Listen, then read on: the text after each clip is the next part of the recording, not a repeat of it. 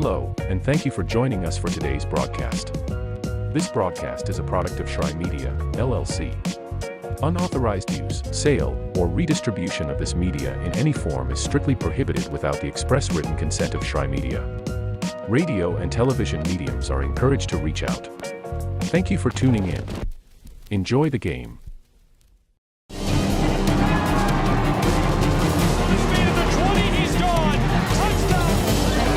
They have to score here. They're getting underway.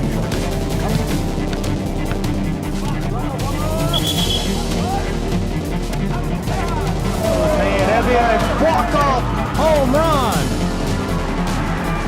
Here's a shot to the right side. This is shaping up to be Here's a strike right side, too. Oh!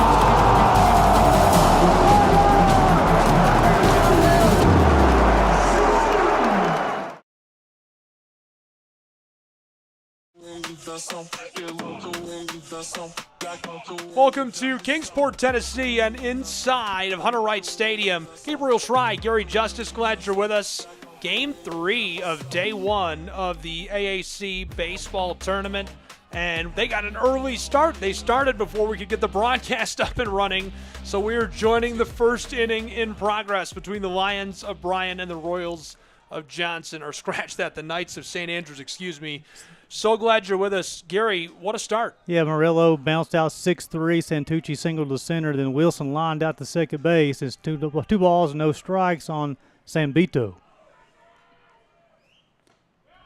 That one zipped down inside for strike one, count 2-1. Set the defense for the Bryan. It's Stradley in left, Ramsey in center, Cook in right. Sabo's at third, Morton's at short, Campos is at second base. Kuriko is at first and Warden's behind the bump. Allman on the hill.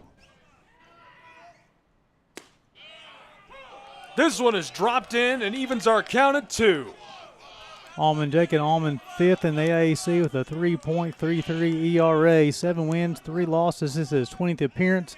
Got 3 complete games, 2 shutouts, 83 and a 2/3 innings pitched, 89 strikeouts, and opponents only hitting .229 off the right-hander. And he's going to punch him out to retire the side as we head to the bottom of this inning in Kingsport, Tennessee. We're scoreless.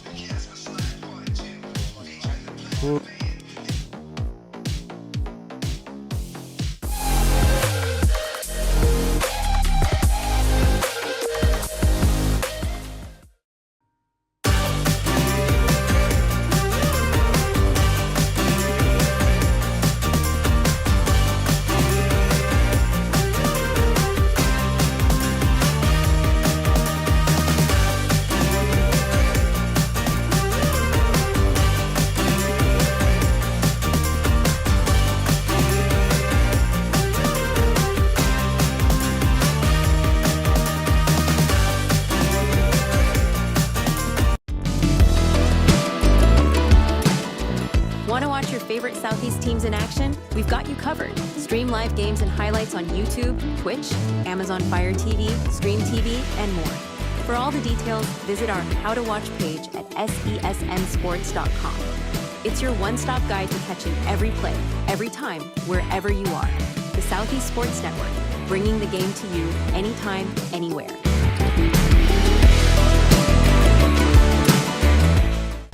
At the U.S. Center for Safe Sport, we see champions everywhere we look.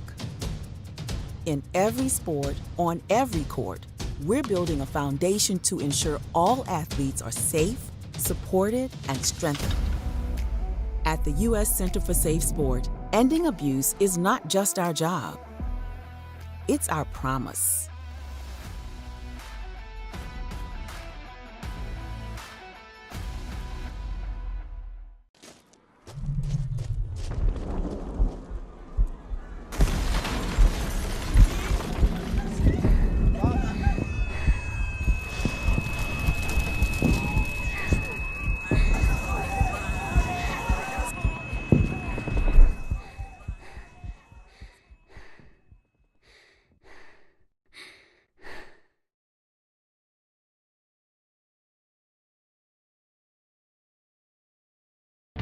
truck is a tool, but a Ram is life.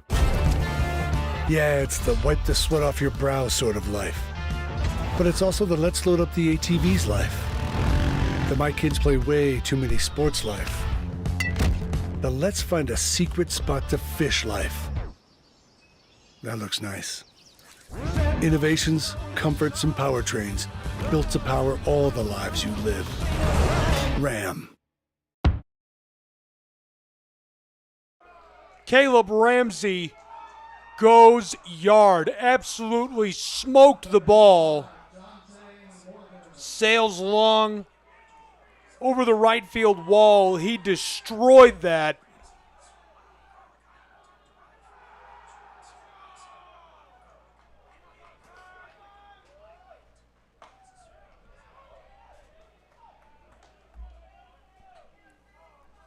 And so 1-0 Bryan College Lions in Kingsport, Tennessee in the bottom of our first. Unreal. What an odd start to this game. They start the game early, hustle to get us going, smoked a home run in the bottom side of the first inning. 1-0 Bryan College Lions. Welcome if you're just joining us. We're just joining us too. It is moving quick here.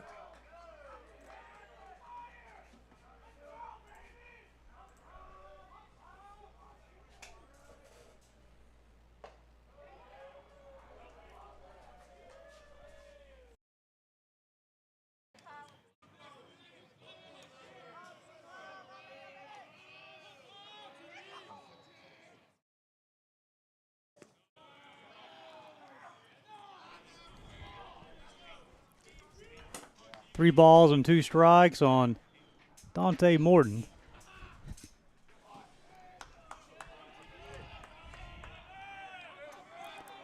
Angel De La Cruz waits on deck. Swung on, hit past the third baseman.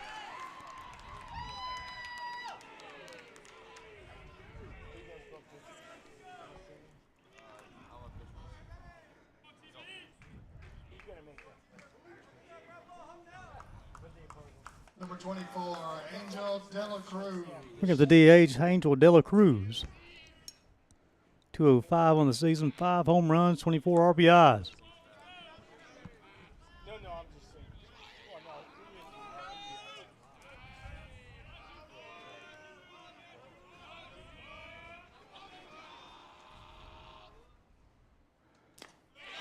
He'll pass the catcher, allow the runner advance.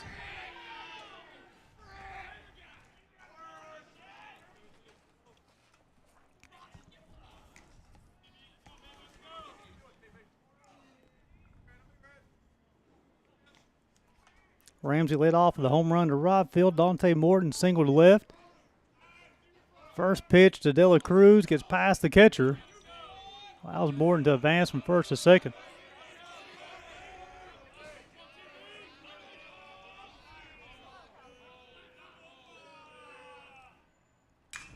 Swung on, fouled off. That was Ramsey's 9th home run of the season. Morton coming to the game hitting .402, 18 home runs, 50 RBIs, a .515 on base percentage. That went up.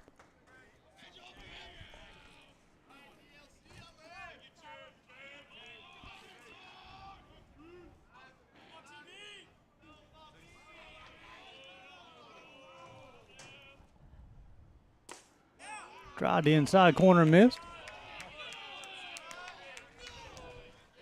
That's got 2 balls and a strike.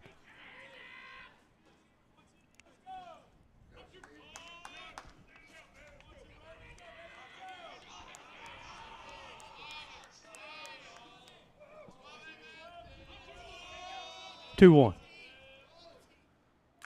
Got on his hands, excuse me, swing. It runs a count of 2 balls and 2 strikes.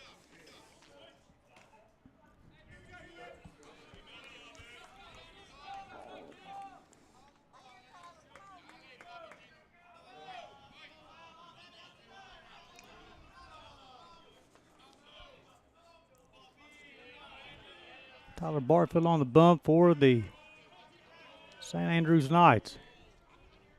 Take off attempt second base, not in time.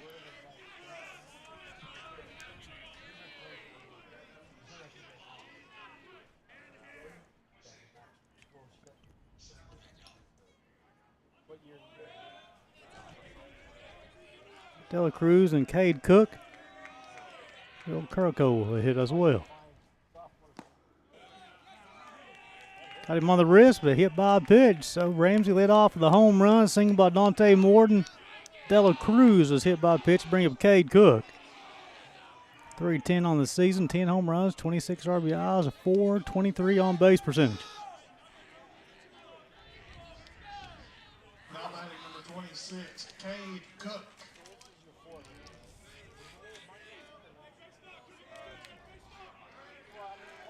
Dante Morton, the player of the week in the conference back on February the 24th.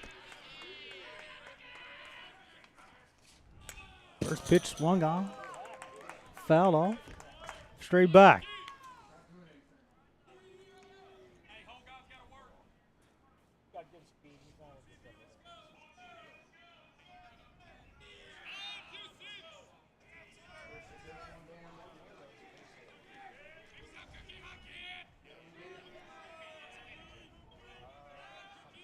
Oh, 1.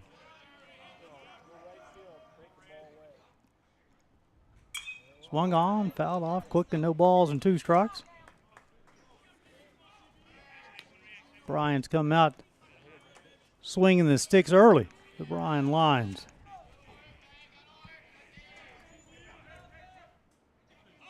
These two teams did not play during the regular season. First match of this season between the two. Fastball high and outside. I run the count to 1 ball and 2 strikes.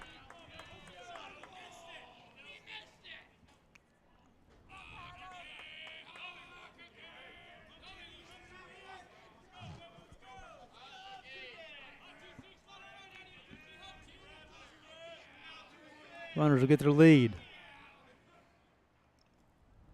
Swung on, hit past the first baseman. A wide turn at third base, and they'll stay there. Morton will be held up.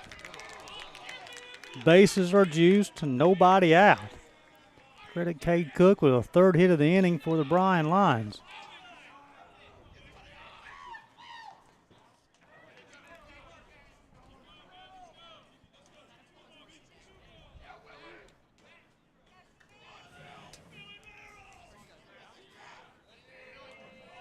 Now batting number 44, Will Curcio. Curcio, the first baseman. Curcio, 272, 7 home runs, 28 RBIs. Swung on, popped up. Center fielder will corral it for the first out of the inning. The throw will come to third. Rello will cut, and both runners will tag, and everybody is safe.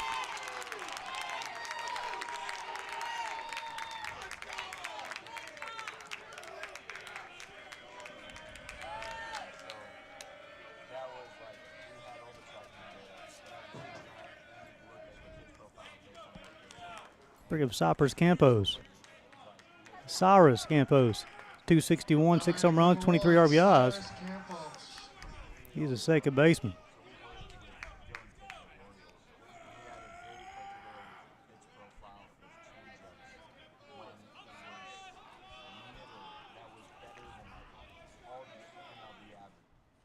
First pitch, outside corner, strike 1.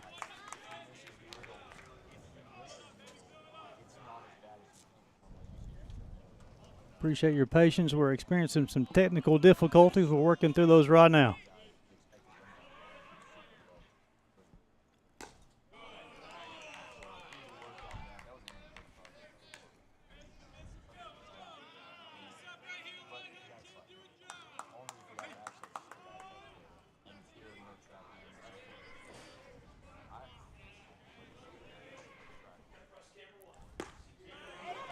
Outside corner, strike 1. Check out, 1 ball, 2 strikes.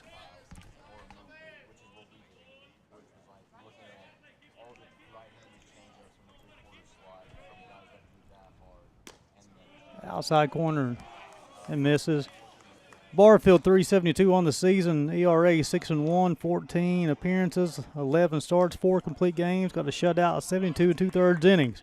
Pitching out punch outs. Opponent's in 237 off the right-hander. 2-2. Swung on, fouled off, held on to. That'll be the second out of the inning. Bring up Garrett Warden, the catcher.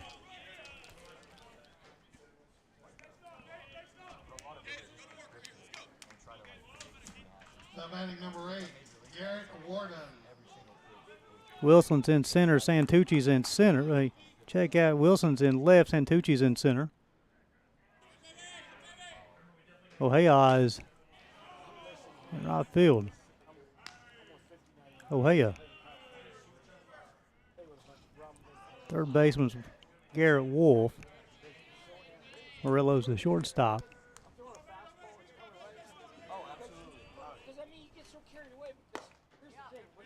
Caught the outside corner. He was count 1 ball, 1 strike. But Warden's able to reach. Then Logan Stradley, the second baseman, will hit. The left fielder will hit.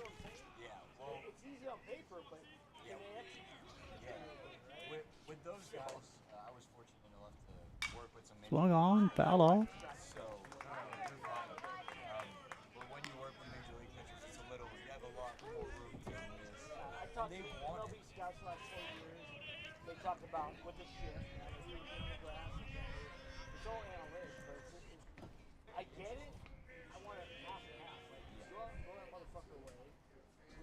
Swung on, foul off. We'll do 1-2 all over again.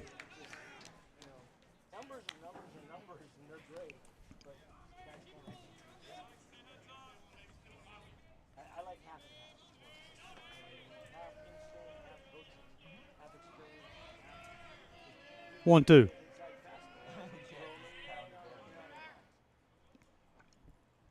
Swung on and missed. Tyler Barfield's able to minimize the damage to only 2 in the top half of the first. As we go to the top half of the second, it'd be Hamby, Bibber, and Wolf. Watch college baseball on the Southeast Sports Network.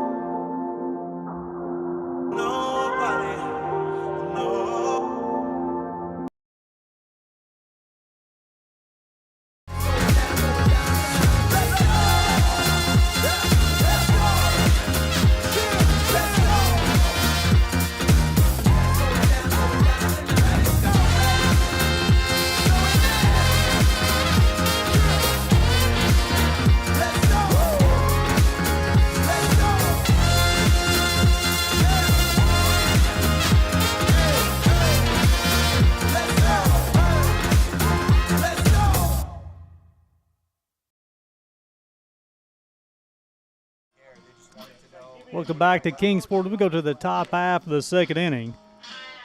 Bryan put 2 on the scoreboard, and they're bobbing the half of the first. As we go to the top half, it would be Garrett Hamby, Bryson Bieber, Garrett Wolf.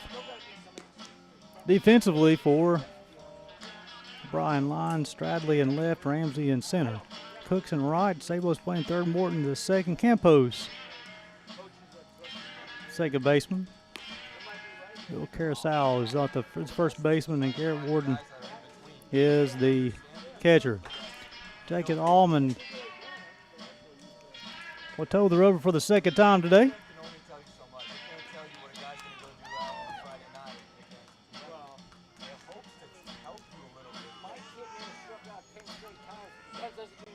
An inning a hit, struck out 1, 14 total pitches, 10 strikes, got 1 fly, 1 ground out.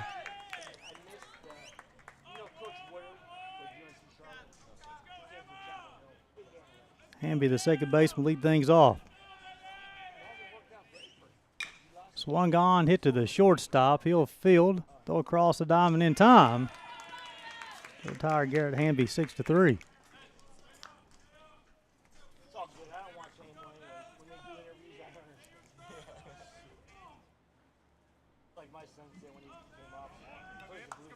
Now batting number 8, Bryson Bibber. Bibber will now be the hitter. 241 on the season, 7 RBIs. Swung on, fouled off. That one escaped Hunter Rod Stadium.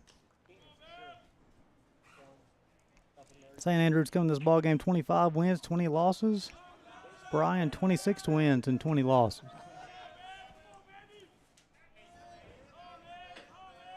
Oh, 1. Off-speed pitch, outside corner, strike 2. Allman doing a nice job of pounding the zone.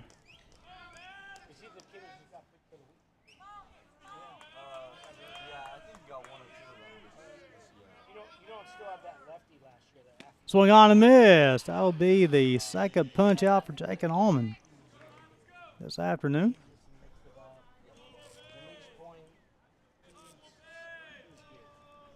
The batter's number 9, Garrett Wolf. Garrett Wolf, the third baseman.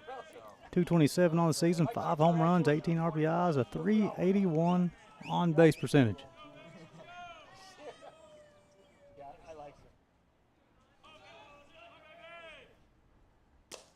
Fastball inside, 1 ball, no strikes.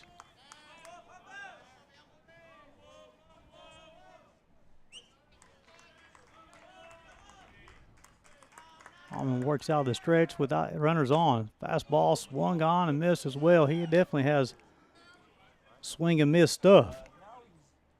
Fastball, curveball, slider. We'll mix a change in every once in a while. 1-1. Off-speed pitch misses outside. 2 balls and a strike. I believe that's Jacob's next step as far as his development as a pitcher. Throw that change up with confidence. 2-1.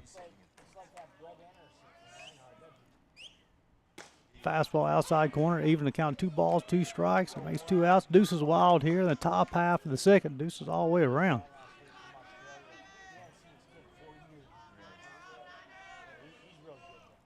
Two. In the dirt. Nice job by Warden to block it up.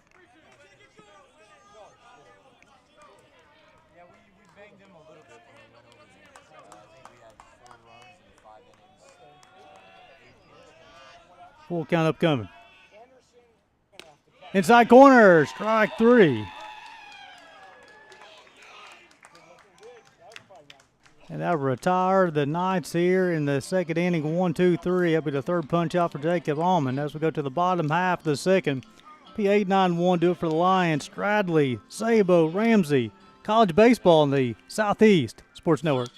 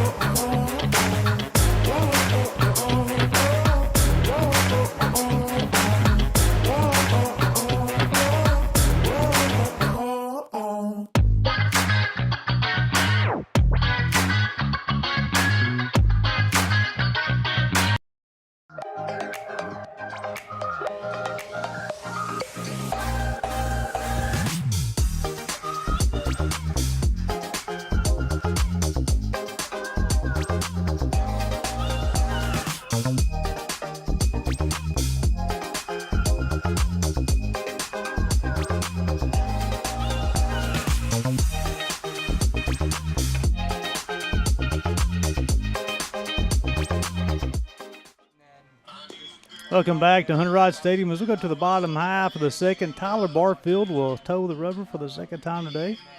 1 inning pitch so far, 3 hits, 2 runs, both earned, 2 strikeouts, 1 flyout, 26 pitches, 17 strikes for the right-hander. You'll face 8-9-1.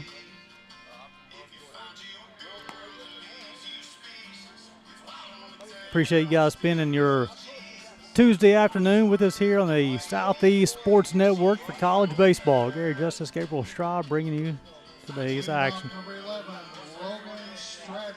Logan Stradley, the left fielder, lead things off for the Lions. 328, 5 home runs, 21 RBIs, an impressive .437 on-base percentage.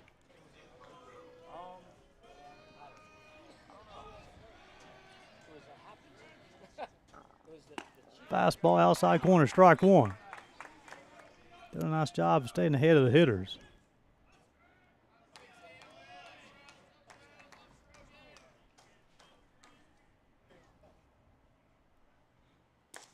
Off-speed pitch, just missed. He was a count 1 ball and 2 strikes. Check. We'll check that 1 ball, 1 strike.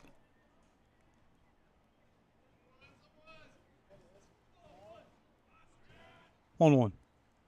Swung on, hit towards the right fielder, going back. The baseball is still traveling. It'll be over the wall. That'll be the second home run of the game for the Bryan Lions. Logan Stradley drove the 1-1 pitch over the right field wall. That's his 6th home run of the season. That gives the Lions a 3-0 lead. Number 4, Jake Sabo. Bring up Jake Sabo, third baseman. 276 on the season. Fastball caught the inside corner. He's hit 4 home runs, 30 RBIs.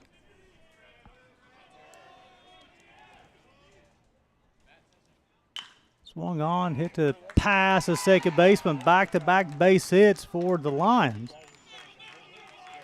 And they're in business once again. Coming to the ball game, Barfield only allowed 2 home runs all season long. He's allowed 2 in the first 2 innings. Be the 5th hit of the day. Caleb Ramsey, the first pitch he saw in the bottom half of the first, he drove it to the right field wall.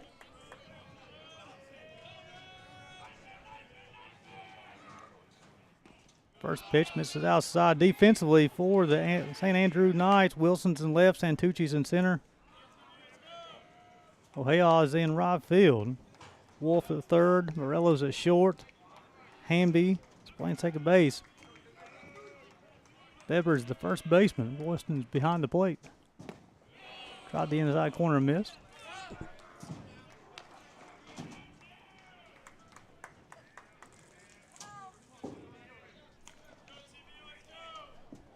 You see Jake Sabo getting his lead from first base.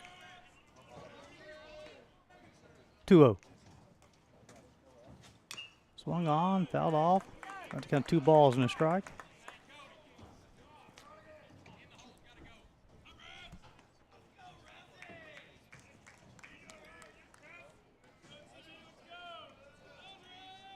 Bryan coming this ball game they've won 5 of 6 in the month of April as a team batting average .422. Fastball high and outside, 3 balls and a strike. Starting to have some very light action in the St. Andrews bullpen. Good look at Caleb Ramsey in the box.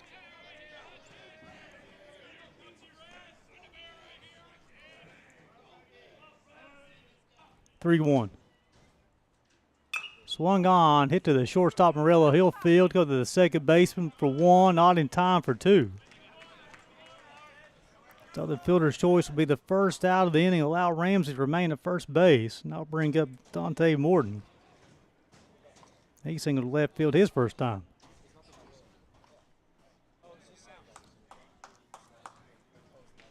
Number 5, Dante Morton. As a team coming to this ball game, the Bryan Lions had hit 83 home runs on the season. They got 2 today.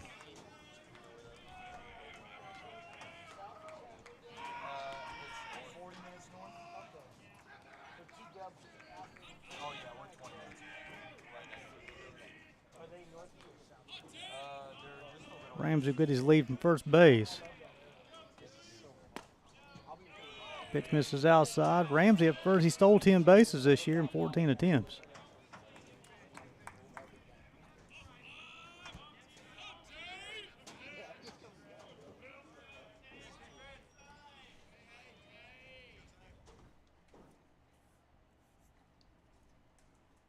(1-0). Misses outside.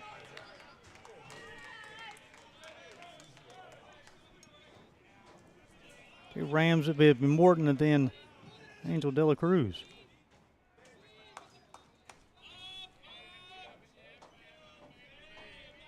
For 1 pitch, 2 outs.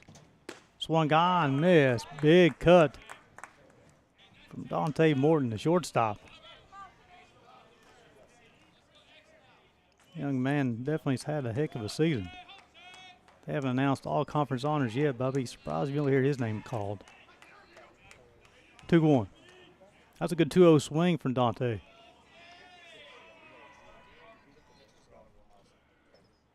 Runners on the move, the pitch, the throw, not in time. And Ramsey on the stolen base will stay there.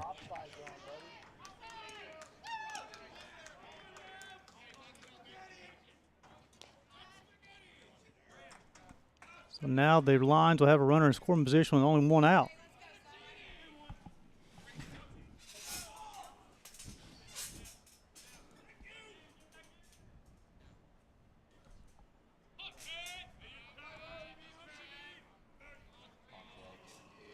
Three balls and a strike on the shortstop.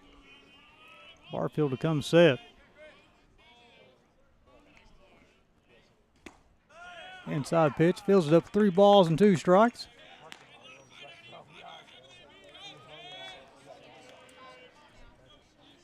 Ramsey will get his lead from second base.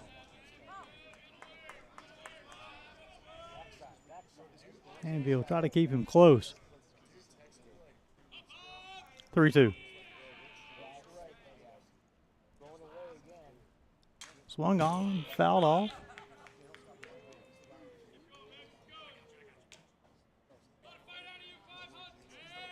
Ramsey getting a good lead off second base, with only one out.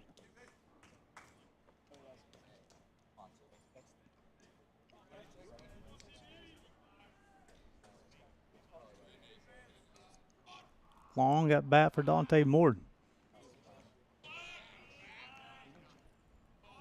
Barfield will get his sign. Now he's ready to rock and roll. Swung on, fouled off. We'll do 3-2 all over again. Wilson, Santucci, Oheha was out in right field. Wolf, Morello, Hamby, Bebbers at first. Royston behind the plate. 3 balls and 2 strikes on Dante Morton.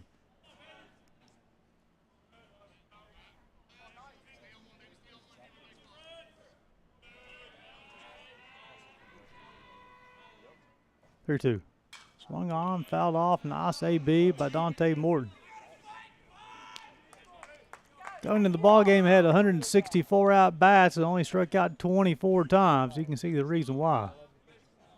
That man battles up there. Doesn't give in.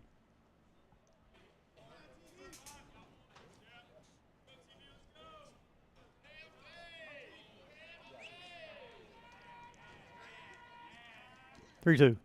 Swung on and missed. That'll be the second out of the inning. I'll bring up Angel Dela Cruz. He was hit by a pitch his first time. Number 24, Angel Dela Cruz.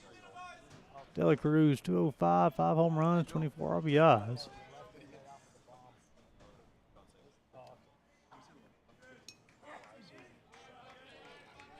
If he's able to reach, then Cade Cook will hit here in the second inning. Second time through the lineup already for the Lions.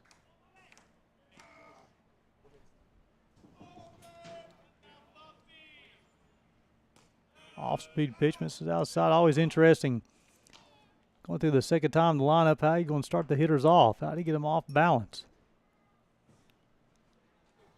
Barfield trying to show a little more of the repertoire. Trying to pitch backwards. 1-0. Swung on, fouled off.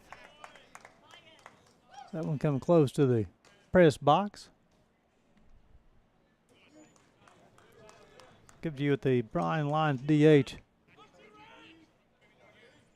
Good looking hitter.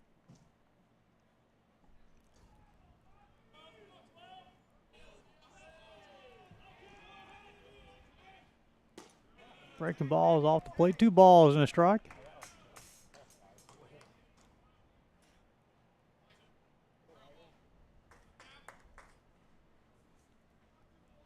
Game 3 of the afternoon. U-Pike beat CIU 3-2. Milligan beat Bluefield 8-2. We're at the bottom of the second. Bryan leading St. Andrews 3-0. Swung on, popped up. Murillo will go out. Wilson will call for it, and he will squeeze it for the third out of the inning. However, the Lions will add one off the home run by Logan Stradley. So we go to the top half. The third will be 8-9-1. Oheha, Royston, and Murillo. You're watching college baseball on the Southeast Sports Network.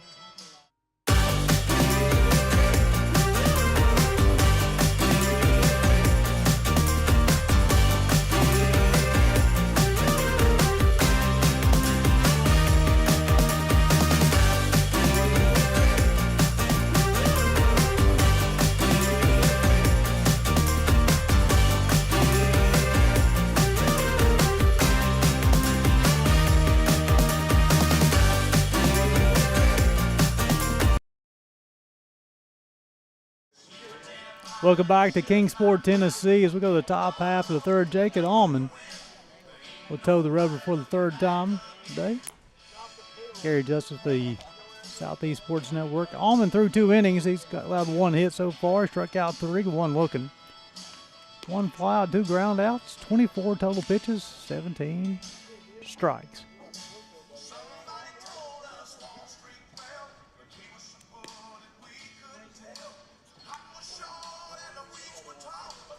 Eight, 9-1 do up in this half of the third for the Knights of St. Andrews.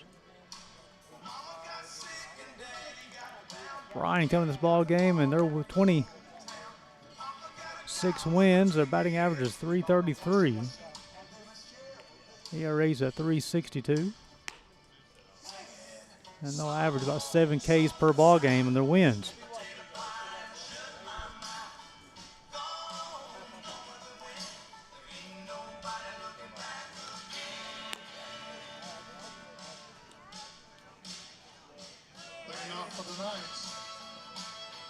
Take a look inside of the St. Andrews dugout.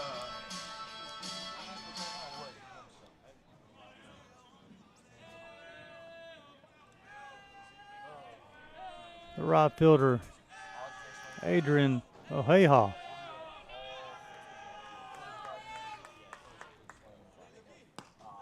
Fastball misses inside. Oheha, Royston, Murillo. They're going to play him to go the other way. Swung on, hit down the left field line, be foul. That escapes Hunter Wright Stadium.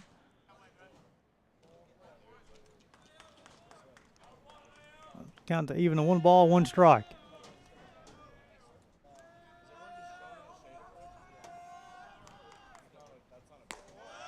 Pitch misses outside. Oheha, 228 on the season. He drove in 8 runs. .337 on base percentage.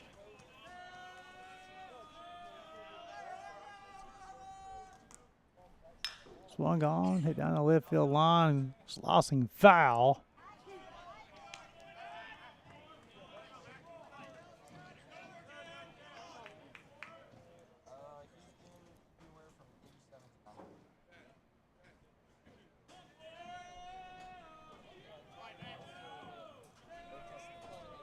Two upcoming.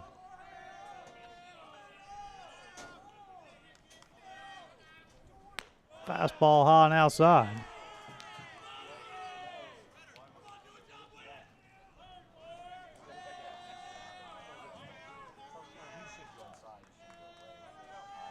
3-2. Fastball high and out. Ball 4.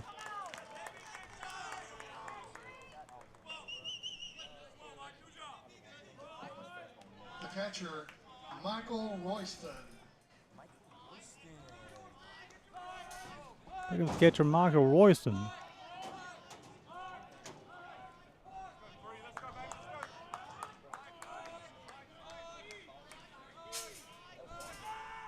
A check on Oheha at first base. Nothing going on there.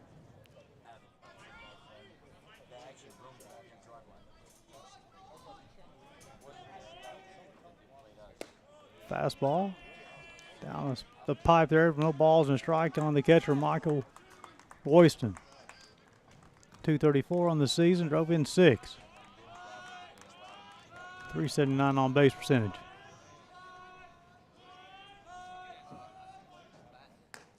Fastball outside.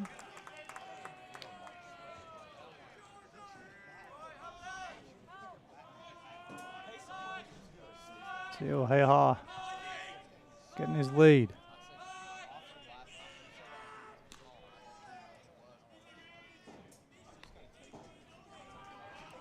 After Royston, it'll be Cesar Murillo. He's a threat to run, got coming the ball game with 50 stolen bases. I've been caught twice all year. Fastball outside. Already got 2 balls and a strike.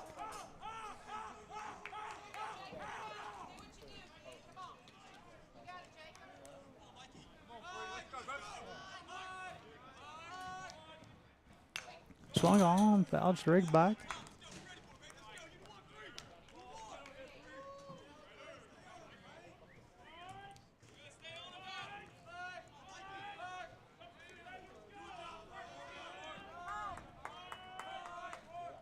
Two.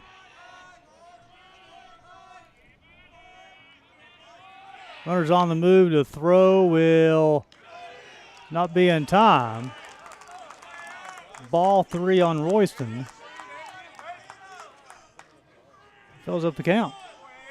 Gotta win, Allman.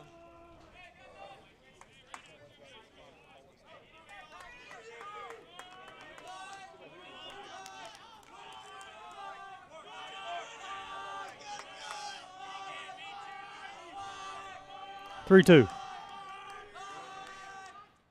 Swung on, popped up towards Ramsey in center field. He'll make the grab. The tag, the throw will not be in time. He'll allow Leha to advance from second to third. Bring in Murillo. He bounced out 6-3 his first time. The shortstop, Cesar Murillo.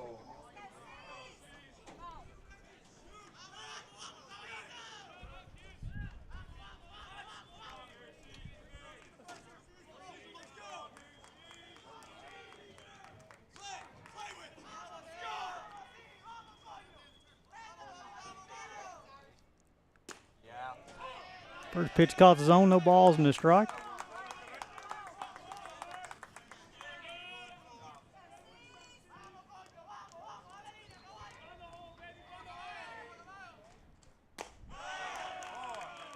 Even they got 1 ball, 1 strike.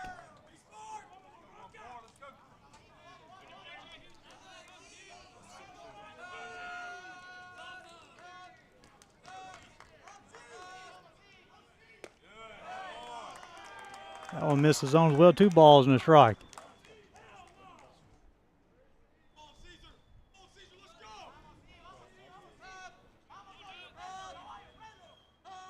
Santucci will follow Murillo. Swung on, hit down the left field line. It'll be a base hit.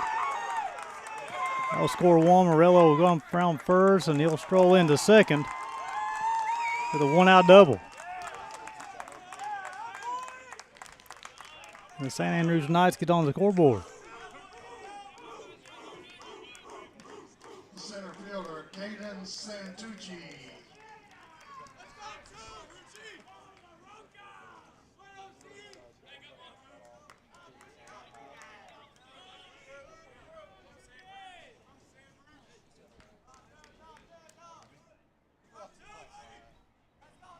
Bring up Santucci. He singled to center his first time.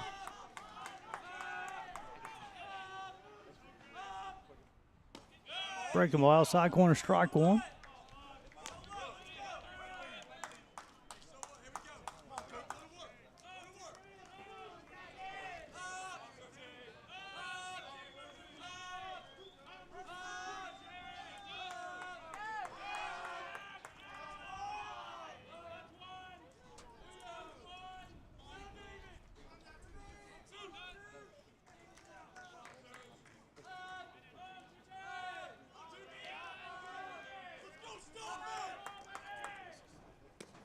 Break the ball, misses.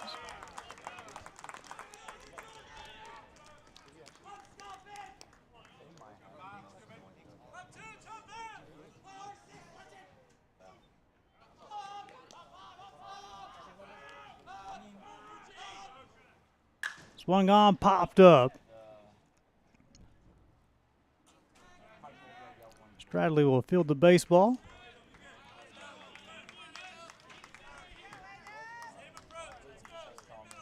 The left fielder, Aiden Wilson. Bring up Aiden Wilson. He lined out to second base his first time. Well, led off the inning with a walk. Royston flew out to center. Morello doubled, and Stantucci flew out to left.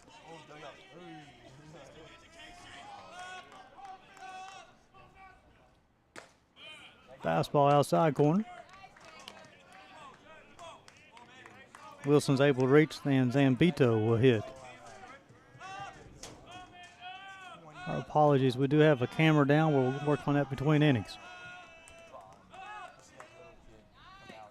All-speed pitch, swung on and missed, runs the count to no balls and 2 strikes.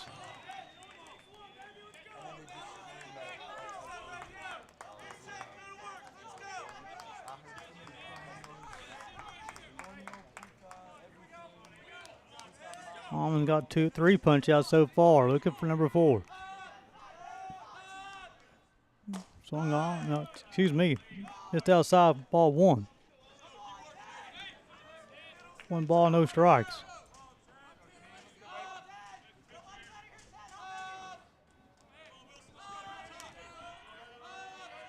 One-two delivery upcoming. All the runners on the move. A strike 3. That'll be a 4th punch out of the afternoon for Jacob Almond. However, the Knights will respond with 1 of their own in the top half of the 3rd. As we go to the bottom half, it will be 4, 5, 6 due for the Lions. Cook, Curacao, and Campos. You're watching college baseball on the Southeast Sports Network.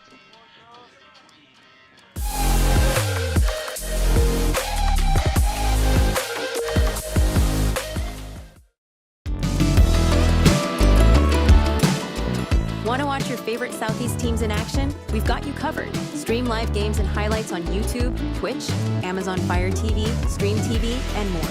For all the details, visit our How to Watch page at sesnsports.com. It's your one-stop guide to catching every play, every time, wherever you are. The Southeast Sports Network, bringing the game to you anytime, anywhere.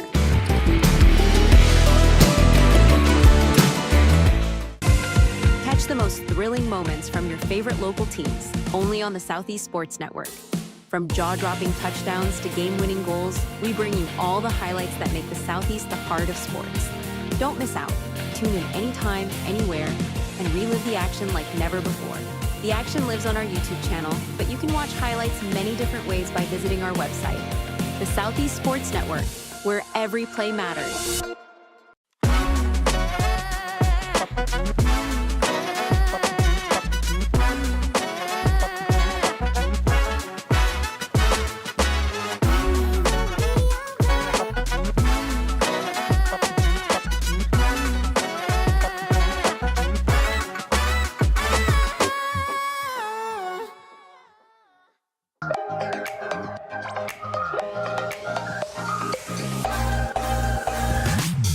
Softball tournament across town. Columbia 8, Truett McConnell 6. That's a 5. Welcome back into Hunter Rod Stadium as we go to the bottom half of the 3rd. The right fielder, Cade Cook. Cook lead things off. He singled right field his first time.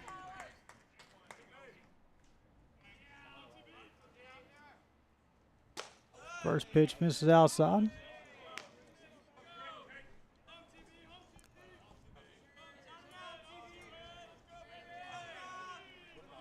Barfield towing the rubber for the 3rd time. Breaking ball just missed. Through 2 innings, 5 hits, 3 runs, all earned, 3 punch outs. 2 flyouts, 1 ground out, 49 pitches, 31 strikes.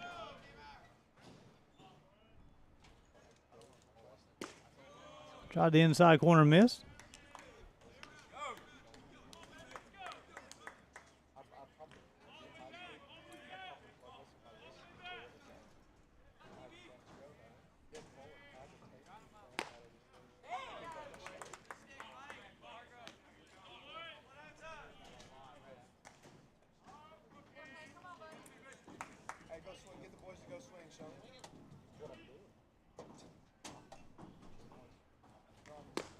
Caught the outside corner. Fields up 3 balls and 2 strikes.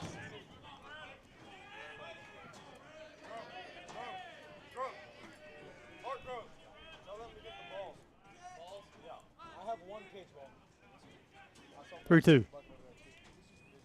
Swung on, fouled off. Let's say catcher's interference. I'll allow Cook to reach.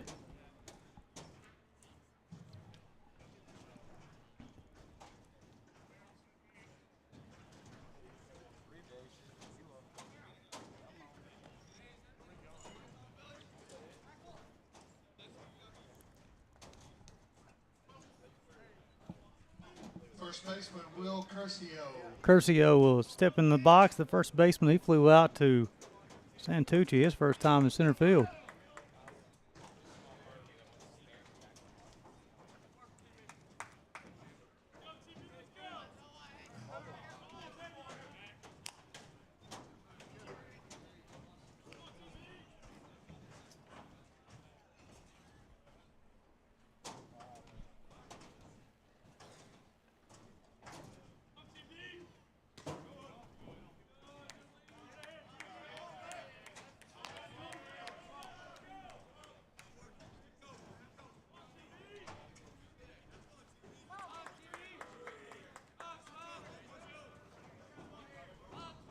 One-oh.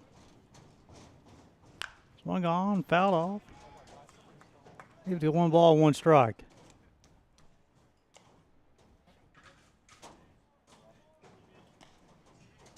See Cade Cook getting his lead from first base.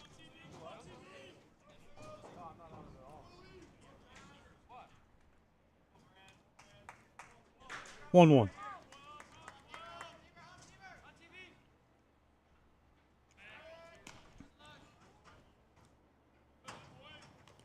With a catcher interference, that means the Bryan Lions have had the leadoff hitter on in all 3 innings so far.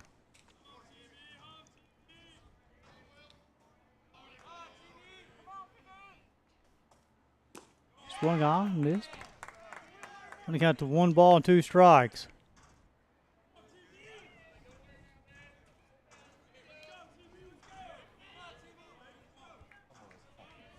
Campos waits on deck.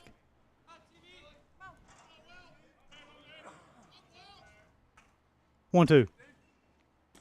Pitch outside. The pace ball get away from Royston. Allowed Cook to advance from first to second without a play.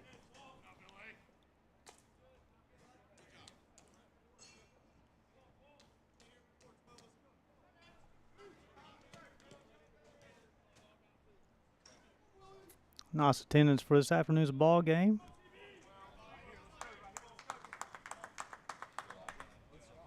Two.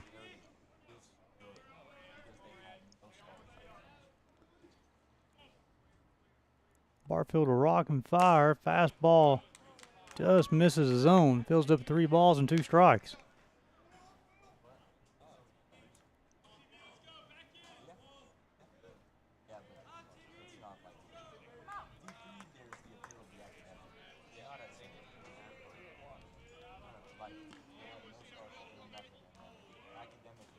Three-two. Tried the outside corner and missed. Be ball 4.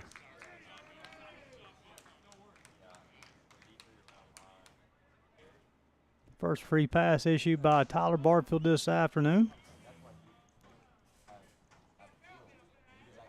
Cyrus Campos, the second baseman, he struck out in the first inning.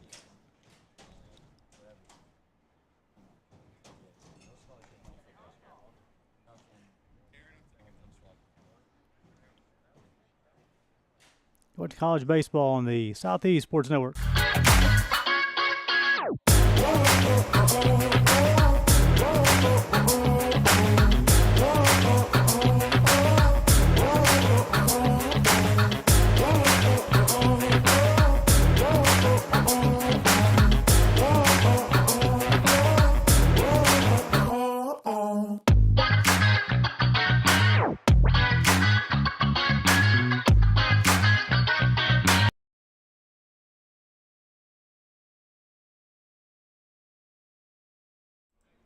Welcome back to Hunter Rod Stadium.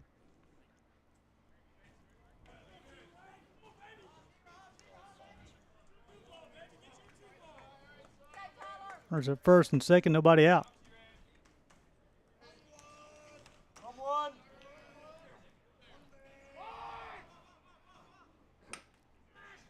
Shows bunt, pulls it back.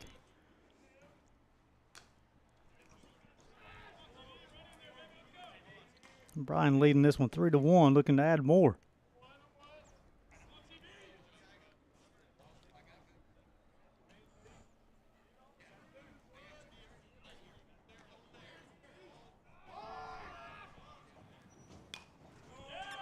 Shows bunt.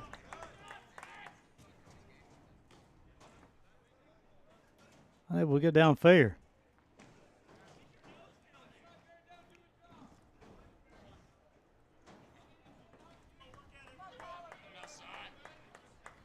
One.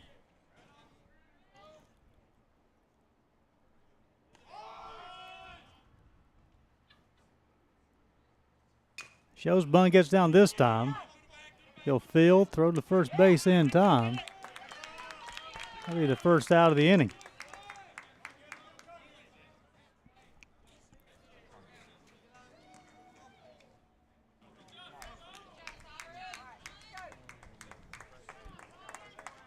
They'll bring up Garrett Warden, the catcher. He struck out in the first inning.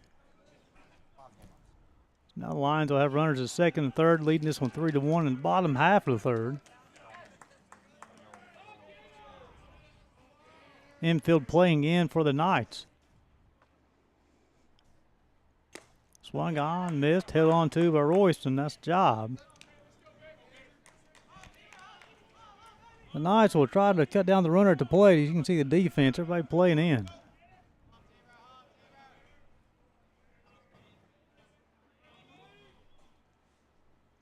Oh, 1. Swung on, hit foul down the right field line.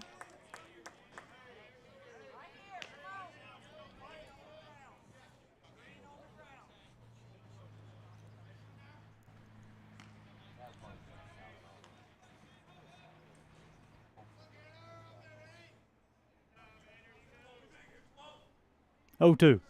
Good spot for a strikeout for Barfield. He's able to dial one up. Just off the plate, Royston. Nice job, 0-2. Definitely was off the plate.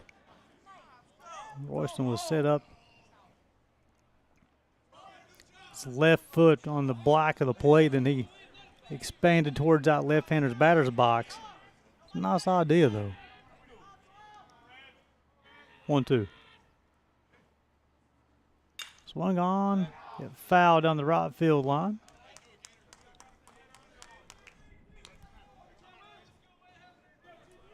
We'll do 1-2 all over again.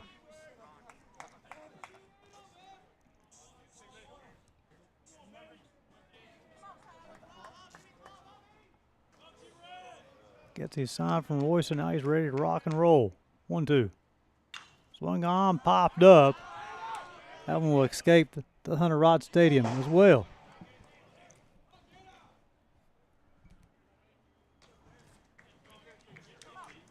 Appreciate you spending your Tuesday afternoon with us here on the Southeast Sports Network. Gary Justice, Gabriel Schry. Entire crew bringing you AAC college baseball action. Also got the college baseball, the softball postseason tournament being played right now as well on the Southeast Sports Network. Swung on, popped up down the right field line. Well, Hayha will give a chase. He will field a throw at the plate. With the plate will be in time. It will be in time. A 9-2 put out. And that retires the Bryan Lions in their half of the third. Gives the St. Andrews Knights some momentum as we go to the top half of the fourth. It'll be 4-5-6 for the Knights. Ambito, Hamby, Beber, you're watching college baseball in the Southeast Sports Network.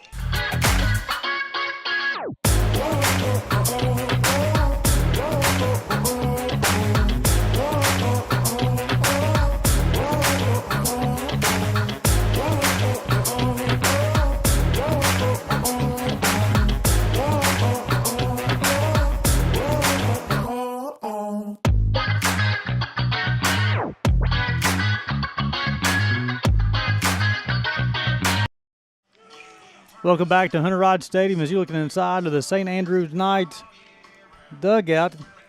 A 9-2 double play ends the scoring threat for the Bryan Lions in the bottom half of the third. And the Knights look to try to close the gap, trailing this one 3-1.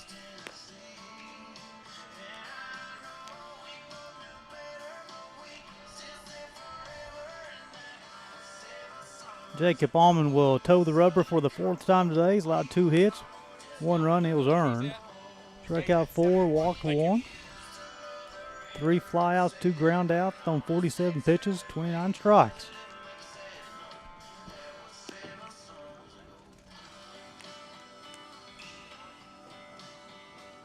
He's limited to St. Andrews of 3 innings so far and allowed him to lead off hitter on 1 time.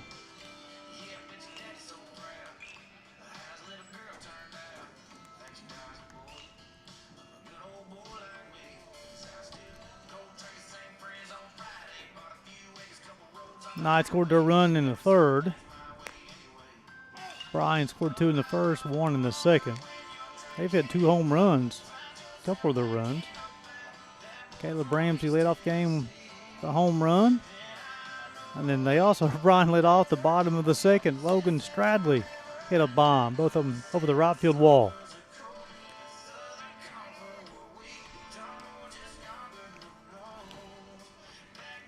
Zambito lead things off. He struck out to end the first. Leading off for St. Andrews, the designated hitter, Josh Zambito. Zambito, Hamby, and Beber.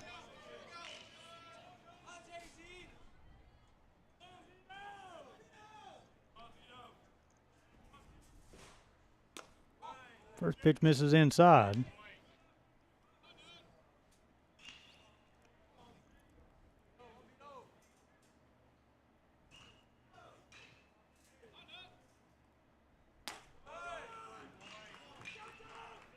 That pitch will miss the zone as well.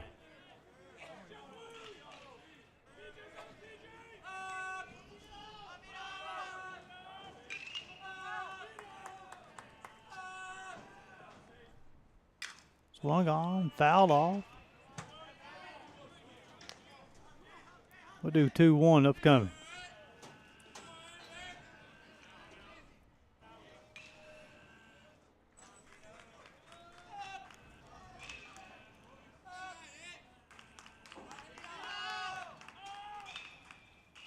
Swung on, fouled off. Warden unable to hold on to the baseball. The Knights scored their run in the third. O'Hayha, he led off with a walk, and he scored on the double by Cesar Murillo.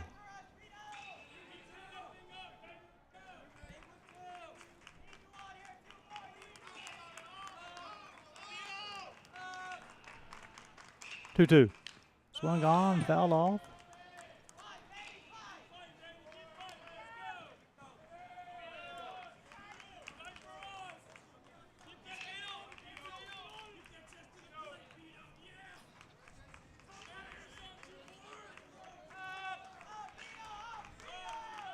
Two. Swung on and missed. Jacob Allman with another punch out. Back-to-back punch outs for the right-hander.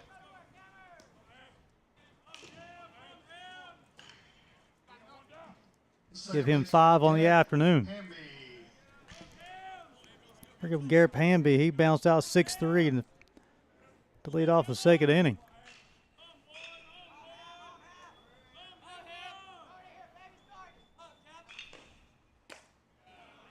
First pitch caught the zone, strike 1.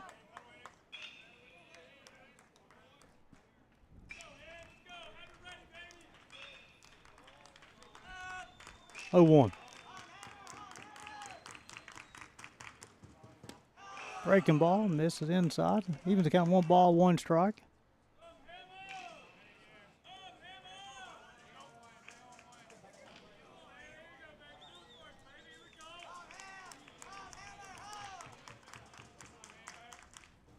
Swung on, it hit towards the right center field gap. Nice job, ball's dropped. Ramsey had the baseball in his glove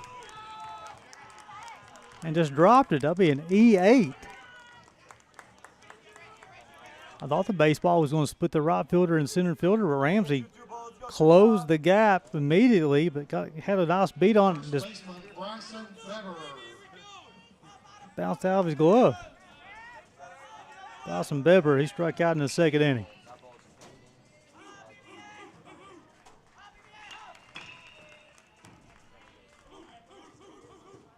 Swung on to hit towards the right fielder. Cook will go back, set his feet, he'll make the grab. For the second out of the inning, bring up Garrett Wolf. He struck out looking to end the second. Third baseman Garrett Wolf.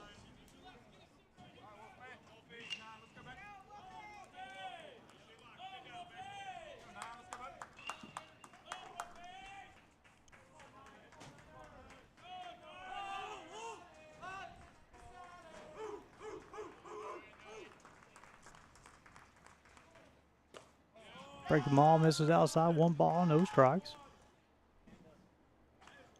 Hamby getting a short lead at first base. Attempted 5 stolen bases on the season, has been successful 4 times. Got the outside corner, he was to count 1 ball, 1 strike.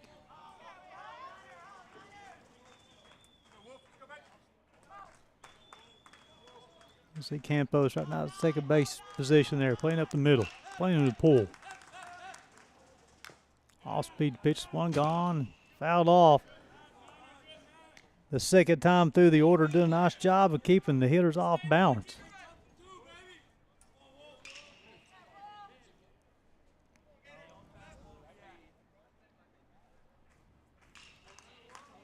One, two.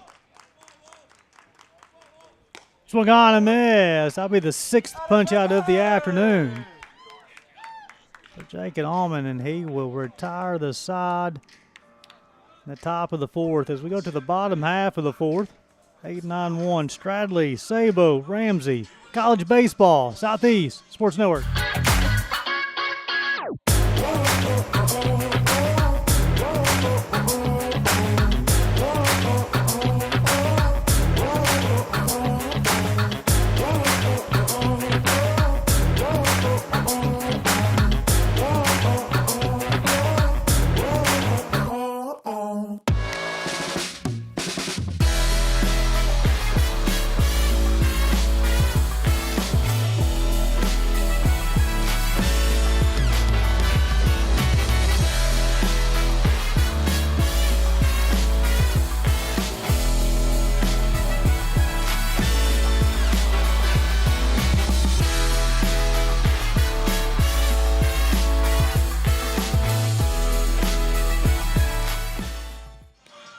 Welcome back to Hunter Wright Stadium.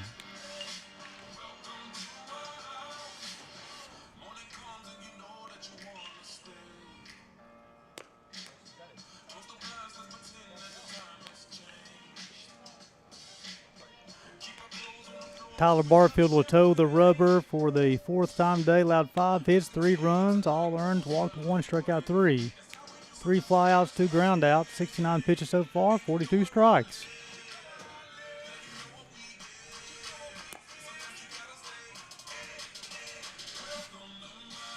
Leading off for the Lions, it's a left fielder, Logan Stradley. Stradley lead things off. He led the second inning off with a home run over the right field wall, his 6th of the season.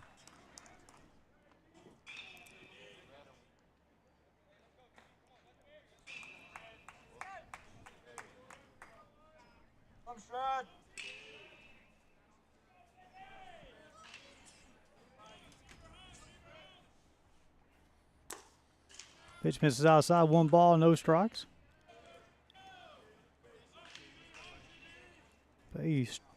Stradley, Sabo, then Ramsey. All-speed pitch, swung on and missed.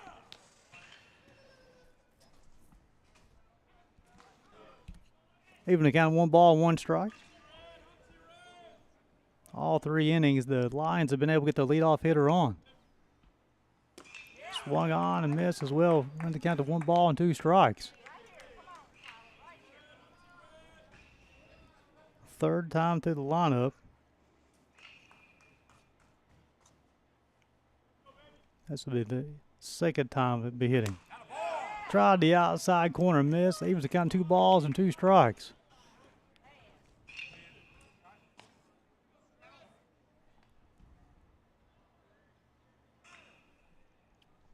Two. Swung on and miss. Barfield will strike him out. He'll throw to the first baseman to complete the strikeout. That'll be the first out of the inning. That's Barfield's 5th punch out. Jake Sabo. Bring up the third baseman, Jake Sabo. He singled to right field his first time.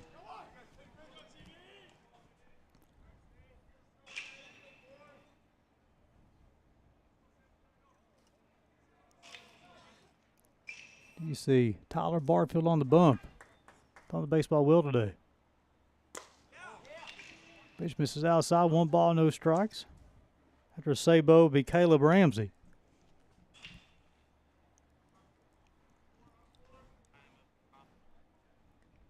One-0. Off-speed pitch, runs count to 2 balls and no strikes.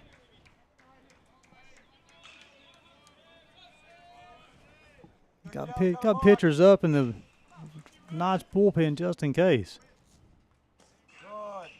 Breaking ball, caught the inside corner that time. Runs count 2 balls and a strike. Have to stay confident with that pitch.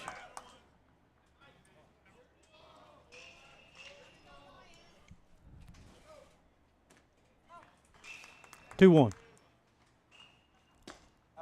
Tried the outside corner and missed as well. That's a 3 balls and a strike. Sabo and then Caleb Ramsey. 9-1-2.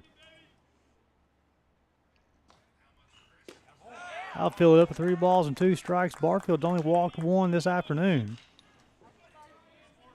Struck out 4.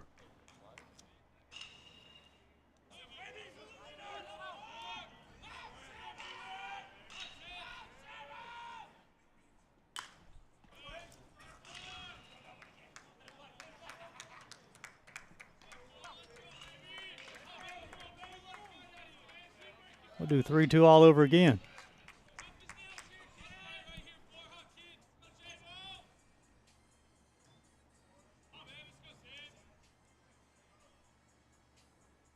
Swung on, fouled off.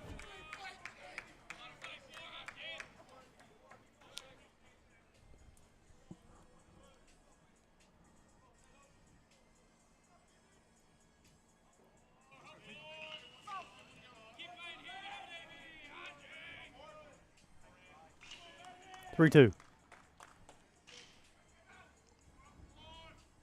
Swung on and miss. That'll be the 5th punch out for Tyler Barfield. Center fielder Caleb Ramsey.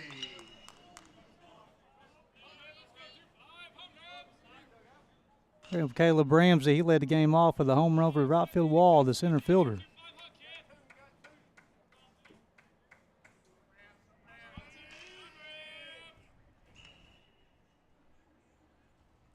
Swung on, hit the first baseman, he'll field. Weber will step on the bag unassisted and retire the lines in order. As we go to the top of the 5th, it'll be 8-9-1. Well, Royston, Murillo, College Baseball, Southeast Sports Network.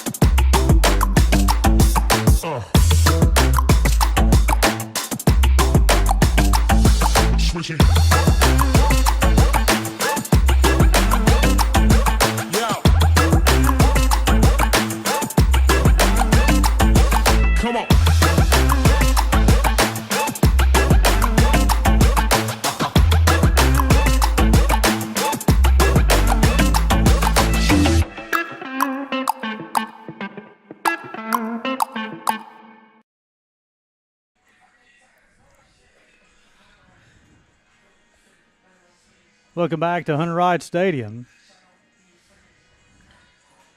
Taking Allman will toe the rubber for the 5th time today. 2 hits, 1 run. Got the fans up in the stands enjoying a little AAC postseason baseball. Catching some rays this afternoon. Look at somebody forgot the sunscreen. Sun's out, guns out.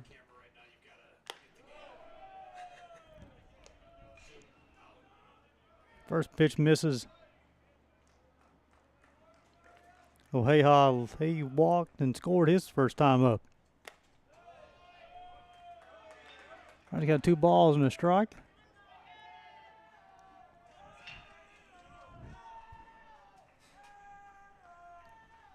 Two-0. This is inside. Gary, I'm wondering if our camera operator, Jeff, can zoom in on that container on camera 1. What is that? What is that?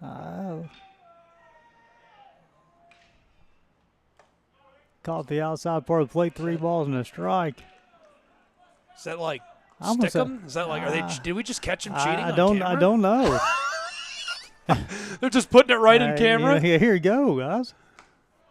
Got the outside part of the zone. Nice job. Runs got 3 balls and 2 strikes. Allman's only walked 1 this afternoon. 61 pitches, 40 strikes through 4.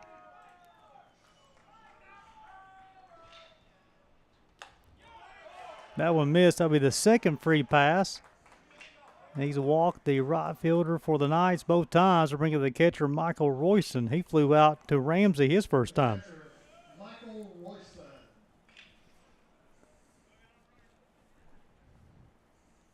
See the base runner at first base getting his signs from the coach. Royston and then Morello. So far, Gabe, the Knights kind of weathered the storm.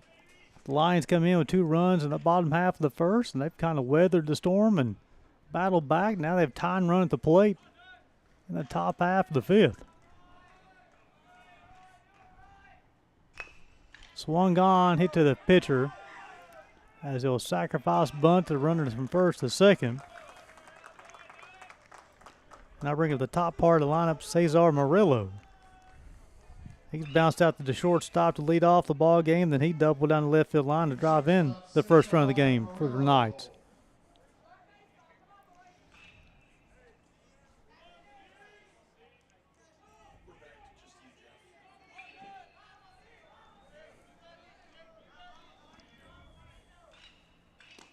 Off-speed pitch, Murillo caught the zone. The balls in strike speed, Murillo, then Santucci. Coach Fox has done a nice job of keeping his ball club focused into the ball game today. Tried the outside part of the plate and missed, so this will be the 3rd time through the lineup for the St. Andrews Knights.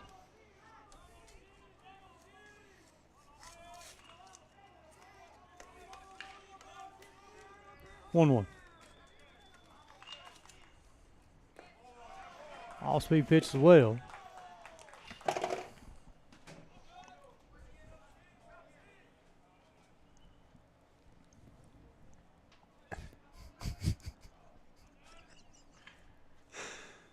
We just put a camera on a fridge.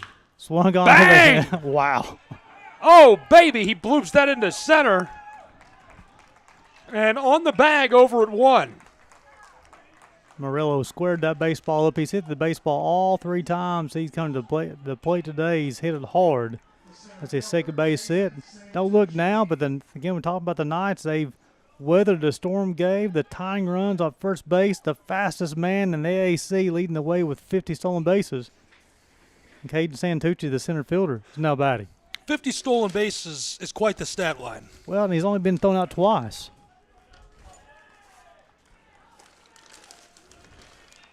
Almond will come set. Morello's on the move. The baseball hit towards Ramsey in center field, going back, and he will make a circus catch. And a run from third will tag and score. Nice job of Ramsey in center field, however. Nice job by Santucci to drive the baseball, drive in a run. Closes the gap to 3-2. Really nice job of get him on, get him over, get him in. Lead off walk leads to a run. Now you have the third place hitter, Aiden Wilson, batting. He's lined out to the second baseman. He struck out looking. Back in the third.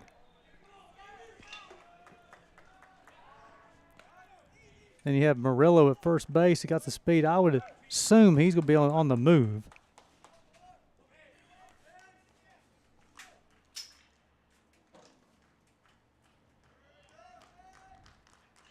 Long hold. Quick move, not in time.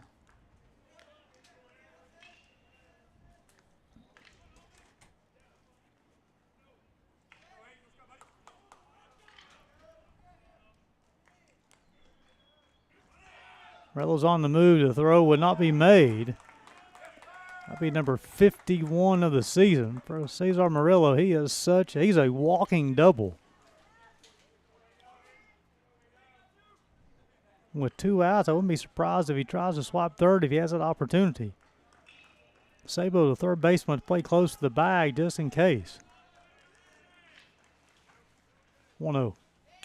One gone off the end of the bat, and that'll be foul.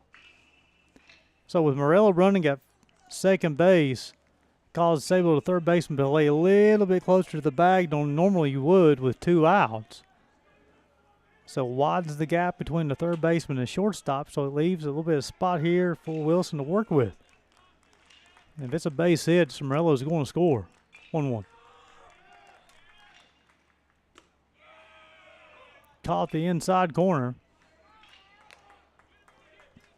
Under 1 ball and 2 strikes. Almond on the afternoon's got 6 punch outs. About 3 hits, walk 2. Shakes off a couple of sounds from Ward, now he's ready to go.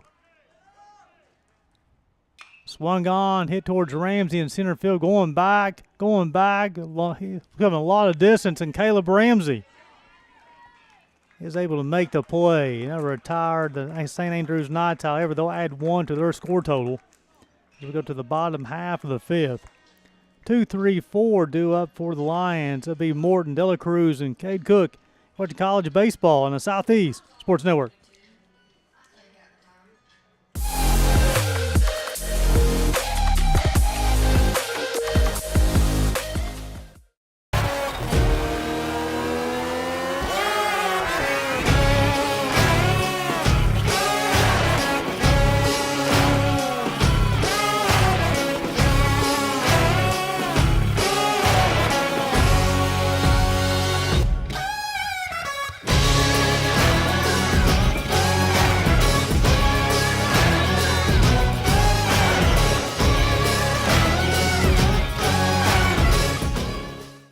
The Southeast Sports Network is now on Amazon Fire TV. Now you can download the SESN app and watch on any Amazon-enabled device, such as your Fire Stick. The easiest way to download the app is to go to our website, find the Watch SESN tab, and click Fire TV app. Then just select your device from the list. That's it. Free and easy.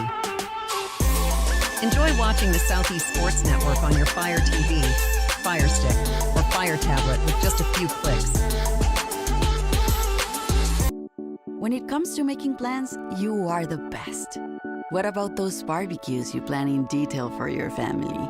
Or your daughter's first costume party? It was out of this world. The same way you plan each detail for those moments, start planning to protect you and your loved ones from a natural disaster. Sign up for local weather and emergency alerts. Prepare an emergency kit and make a family communications plan. Protecting your family is the best plan you can make. A truck is a tool, but a Ram is life.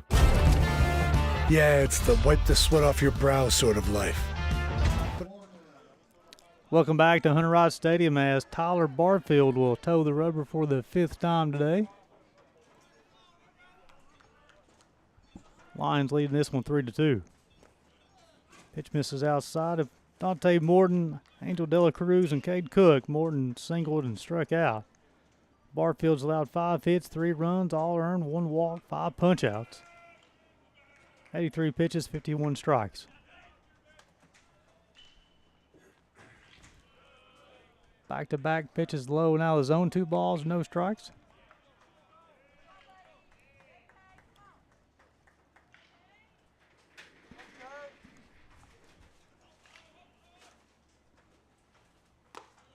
Hot outside, 3 balls and no strikes quickly on the shortstop for Bryan.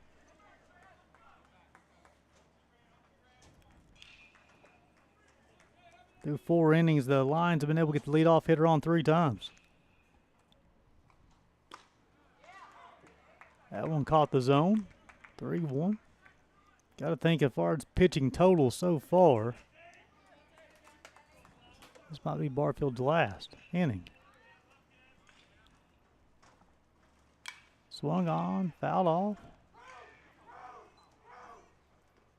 A diving attempt, unsuccessful though. They'll Phillips count 3 balls and 2 strikes.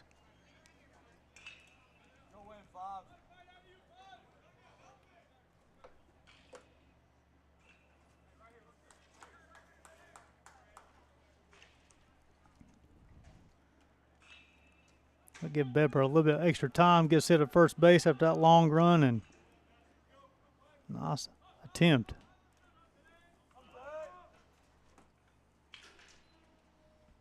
Swung on and missed. That would be the 6th punch out for Tyler Barfield. The 2nd time he's got Dante Morton. The designated hitter, Angel Dela Cruz. Angel Dela Cruz, the DH. He's been hit by a pitch. He's also flew out to the left fielder.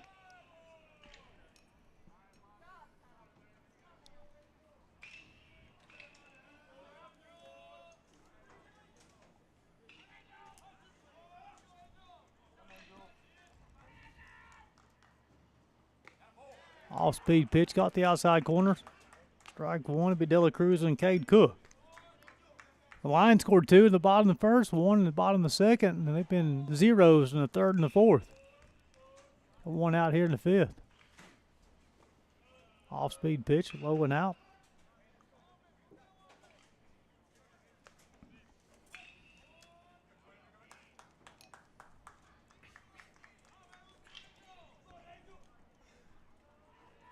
One.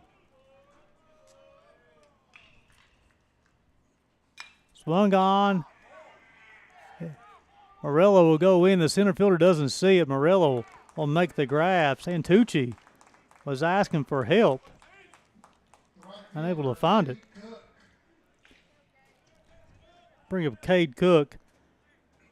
Singled and reached on catcher's interference.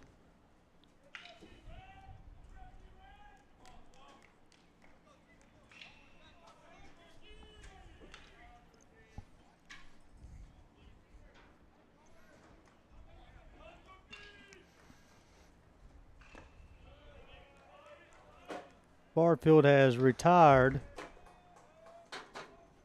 7 straight batters.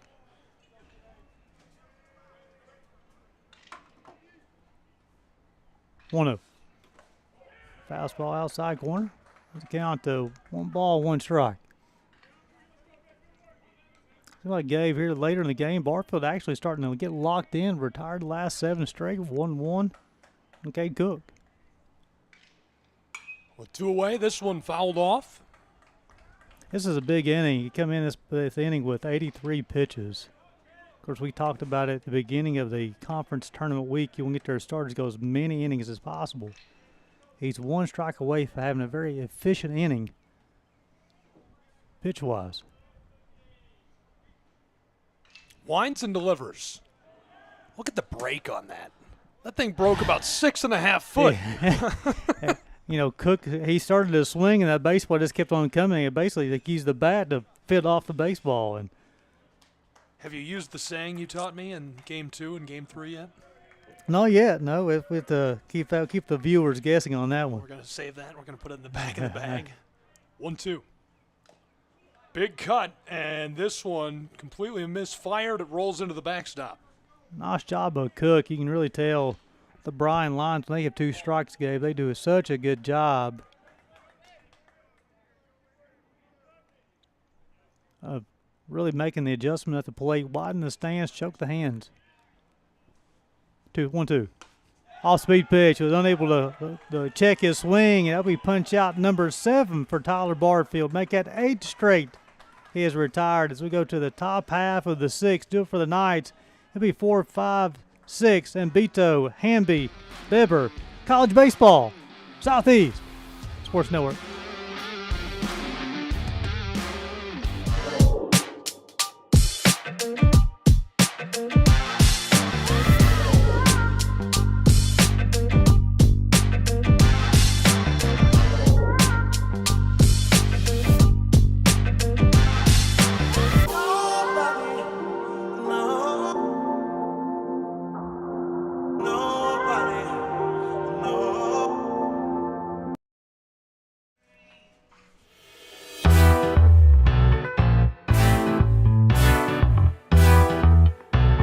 Kingsport is more than just a stop, it's a destination.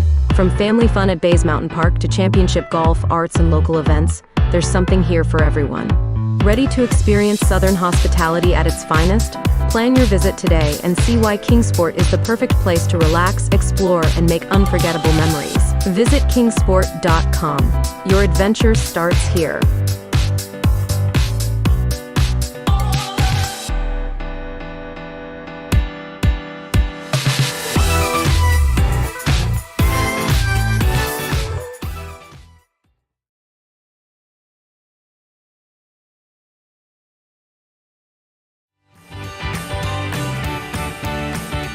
Stay connected with the Appalachian Athletic Conference and the Southeast Sports Network all season long. Follow along on Facebook, Instagram, YouTube, and X for the latest scores, highlights, and exclusive content. Don't miss a moment. Visit their websites and get connected today.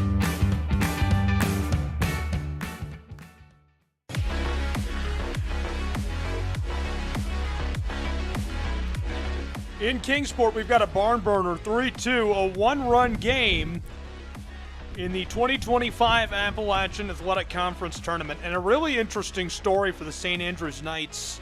A devastating story, to be honest. Pretty emotional, I think, to see that story and hear about it for you and I. And we have some staff here, not just the students. I found out, I don't remember where I was, but I had a long drive back when I found out about the campus closing and the school shutting down, and that hurts. I mean, yeah. What do you say? Hey, it's truly sad, and to see these guys, and it's hard to stay focused, right? And what's my next step as a student athlete, as employees? What's going on? Because that closure is happening next week, May the 5th, and unfortunately, there's some financial issues that's caused this decision. And I have thoughts and prayers for everybody who works there, goes to school there, and just the uncertainty of what the next step is.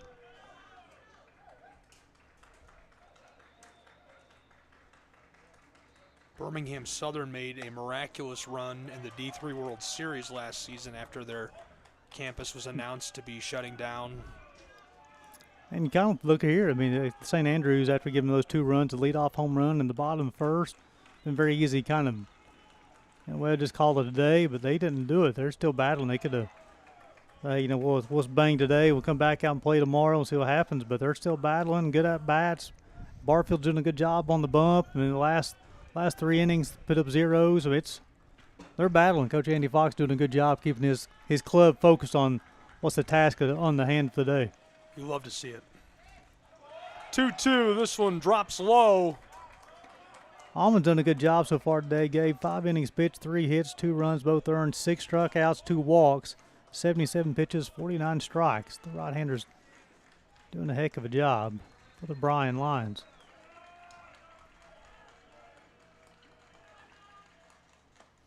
Big delivery, a bigger cut, and he goes down swinging back to the dugout. One away on this side of the inning. He's done such a good job of keeping that leadoff hitter off the bags each inning. Through 6 innings, the leadoff hitter's only been on twice, and if you can keep that leadoff hitter on, it gives you such an advantage for the inning. Bring up Garrett Hanby. He's bounced out 6-3, and he reached on Ramsey's there in center field back in the 4th.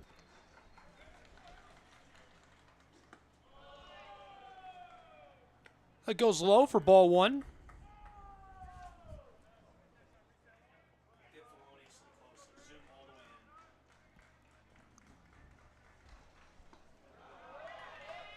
Second one delivered, second ball. Yeah, this third time through the lineups, really Allman is working out breaking the ball and also the change a little bit more. He has that plus fastball, but again, they've already saw him twice. He's trying to mix everything up, keep him off balance, avoid the barrel.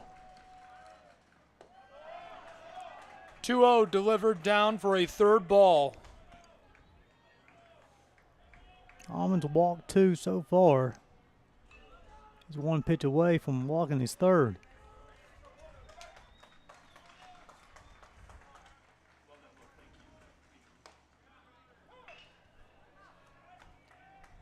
Starting to see some action going down to the Bryan bullpen. St. Andrews bullpen is quiet.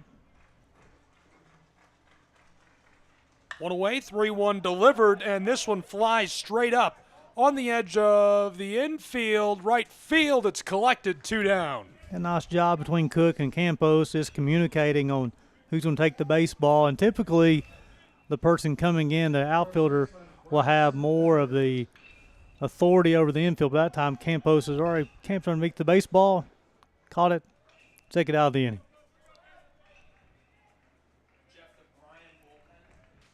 Bryson Beber now steps in the box. First pitch, caught the outside corner, strike 1. He struck out, and he's also flew out to right field.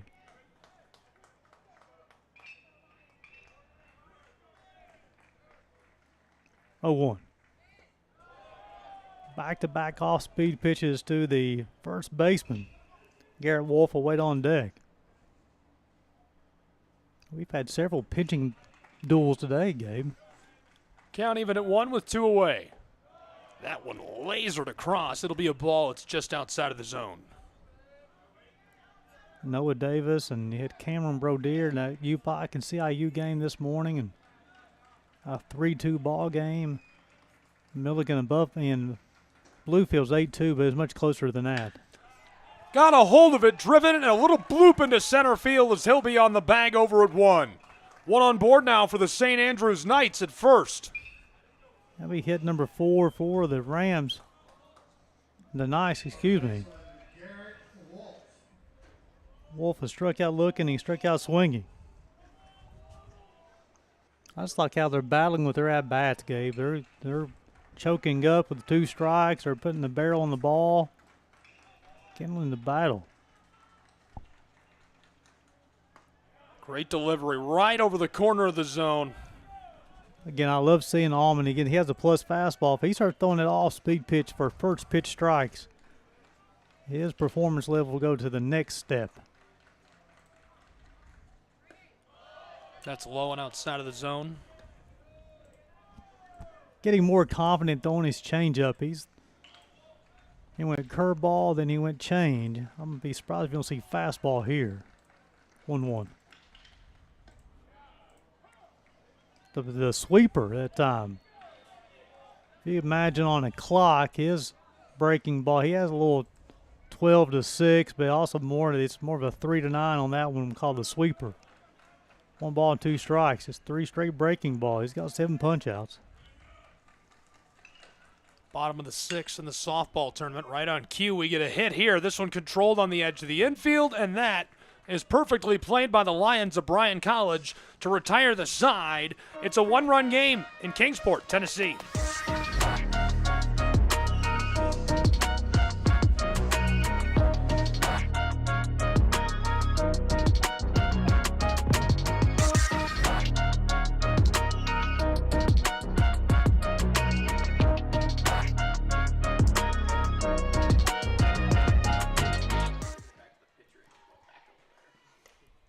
Inside pitch. Be called for a ball. Kiera Leitner now to the plate.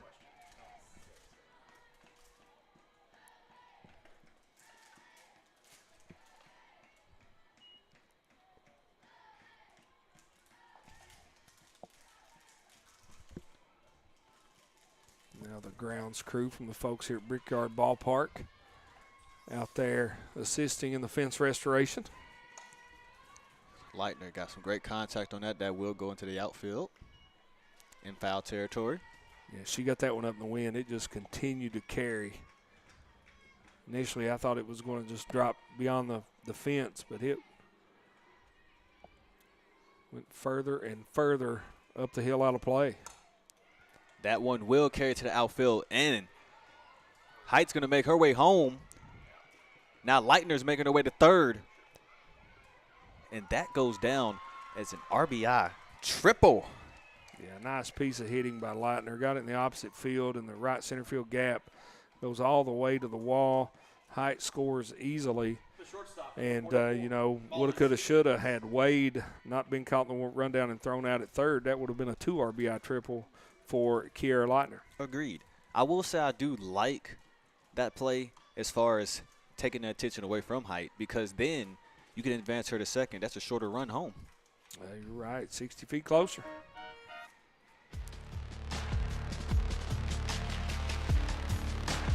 One-run game in Kingsport, Tennessee. College baseball on SCSN. This one bangs off foul. Tyler Barfield will toe the rubber for the 6th time today. He's allowed 5 hits, 3 runs, all earned. 7 strikeouts, 1 walk. As it was 98th pitch. 0-1. Real low. That paints the corner of the zone. My goodness.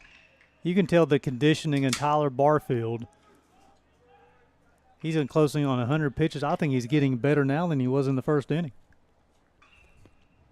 Tough to look that way. You've got to be a very, very good pitcher. So he's allowed 2 home runs today. He only allowed 2 home runs all season long. But he's kept his composure. He's still battling, keeping his team. That's the purpose of a pitcher, is to keep your team in the ball game. He's doing an excellent job today. 1-2, and that'll punch him out and send him to the dugout.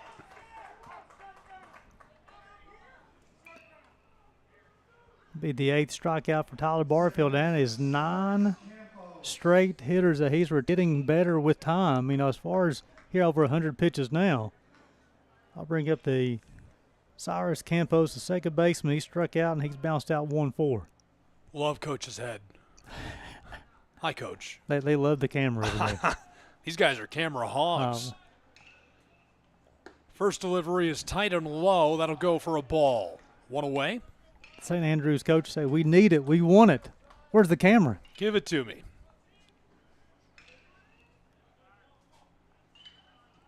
1-0. Popped off foul over the top of the backstop. Look out at the parking lot. Going back to that bottom of the first inning, the Lions, they've got 5 hits on the day, and 3 of them come in that first inning. So since then, since the first, he's only allowed 2 hits. Well delivered. 1-0 becomes 2-0. Got a pitcher warming up, just in case. There you go. Zoom in on those guys. Right behind his head. Strike 1.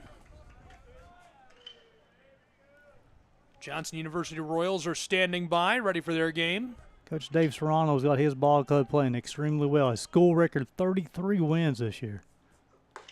2-1, delivered with some sauce for a third ball.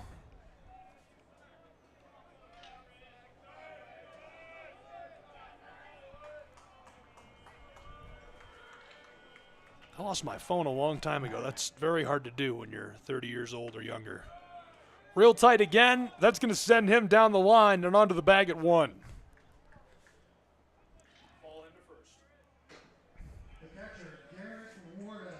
So 1 on board for the Lions of Bryan with 1 away.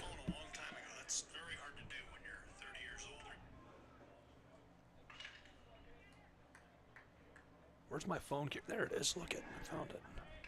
I was getting real nervous without my cell phone. That's the first batter that breaks a streak of 9 straight batters he retired. Little check-in over at 1. Looks like he's comfy. One last thing, as far as your phone, my mama always said be the last place you look for it. I want to say I don't like that saying, but that would be a lie. I think it's funny. Of course, I was very old before I got the meaning. Oh, because once you find it, you quit looking for it. So, thanks, Mama Adams. Corbin Weeks, Clint Allen, Taylor Novinger, thank you all for tuning in to the Southeast Sports Network. Glad you're with us. Big cut for the strike. Garrett Warden, he struck out in the first, and he flew out to the 9-2 double play back in the third.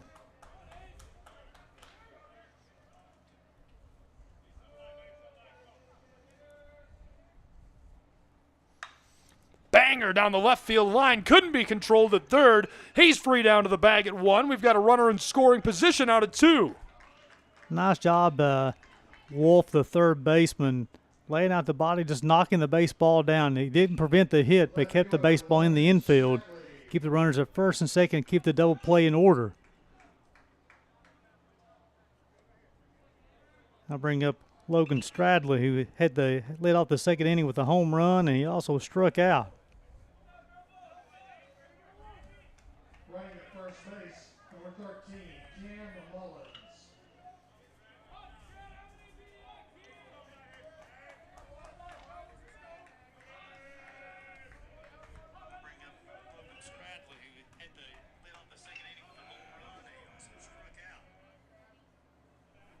Our crowd mic died after our second game. I think it's freaking Gary out. Big swing, strike 1. It is, isn't it? It's kind of weird sounding. Yeah, it's like, hey, it was kind of nice to hear the conversation in the crowd. It's like we're calling the game from a storage room. Carefully chosen nouns. One away, 0-1. Bang! That goes foul for strike 2. They're playing Stradley to hit this baseball at the opposite field. They got the Campos. Check out Hamby, the second baseman, playing straight up in the 4-hole. You got Morello. He's going to be holding the runner on second base. Of course, with his speed, he's able to get back to that 6th spot pretty easily. Looking for 1 pitch, 2 outs. Try to get out of this inning. They look for the Uncle Charlie curveball. Try to get him to roll the hands over.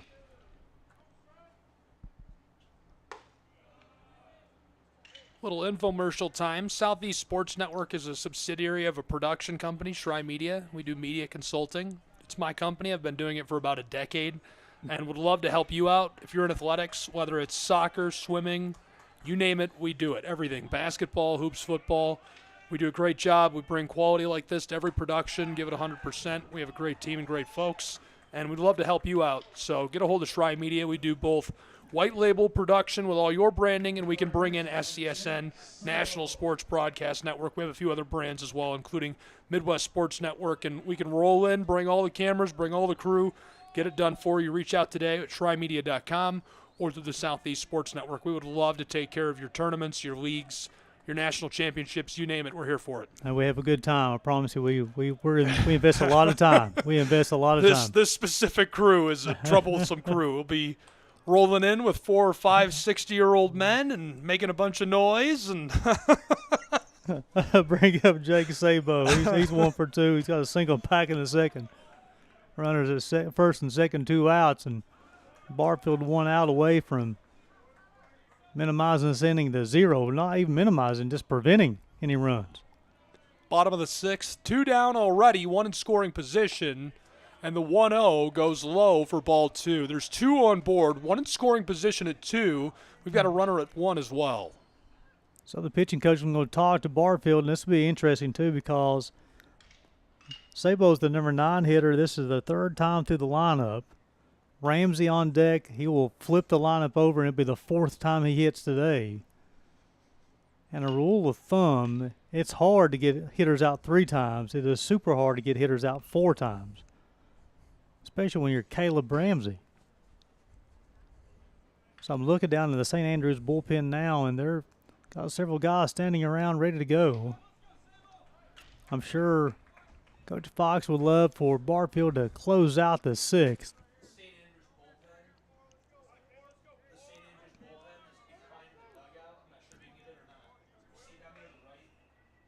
Because if they go to the bullpen with a fresh inning in the seventh, you'll see the bullpen, those guys standing around now. Standing around is right. Choppered off foul, strike one. The life of a reliever is the head coach always tells you, or the pitching coach say, hey, get hot. He's usually the word get hot. You can get loose. And they'll usually will communicate a 3, a 4, a 5, or 8, 9, or 10. That tells you how quickly they want you to get hot. The higher the number, the quicker they need you. Chopper to the right, this one controlled, and the side is retired in Kingsport, Tennessee. Still a one-run game between these two sides. 3-2 in the driver's seat. Running things, the Lions of Bryan College from in-state in Dayton.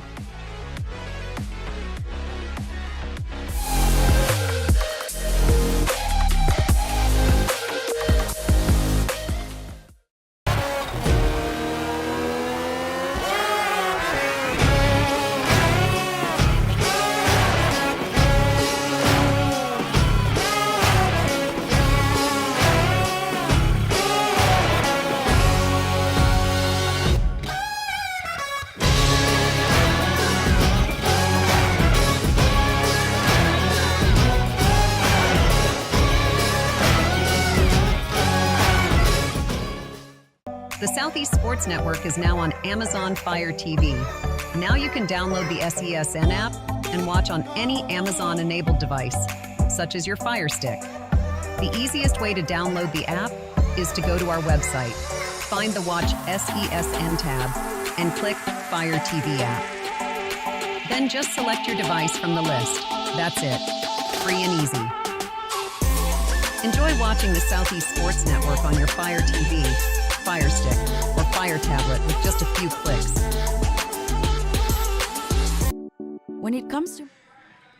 Welcome back to Hunter Rod Stadium as we go to the top half. Check that. Yes, the top half of the seventh. Jacob Allman will toe the rubber for the seventh time today. 6 innings pitched, 4 hits, 2 runs, both earned.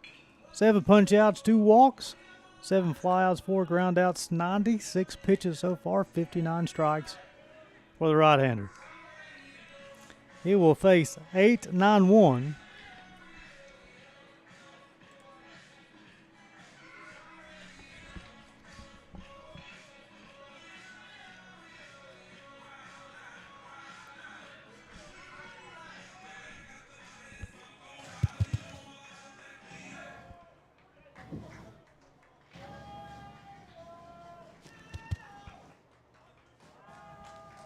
Adrian O'Hayha will lead things off here in the seventh. First pitch swung on and missed. He's walked twice today. Through 6.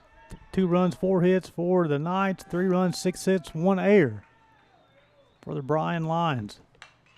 Swung on, fouled off.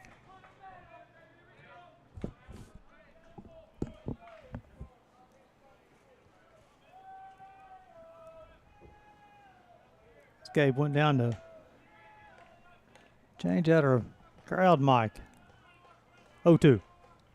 Swung on a miss. That'll be punch out number 8 for Jacob Allman on the afternoon.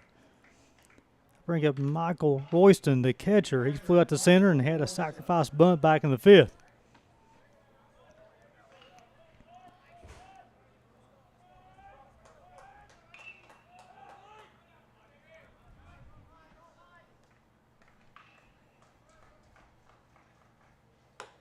First pitch misses on outside. 1 ball, no strikes.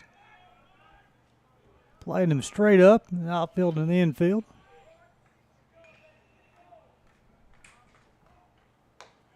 Got the outside corner there.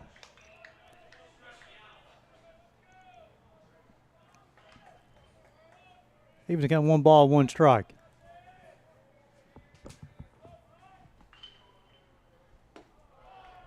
Low and out, 2 balls and 1 strike. Bay Royston and Cesar Murillo, and then Caden Santucci. Trailing by 1 here in the top half of the 7th.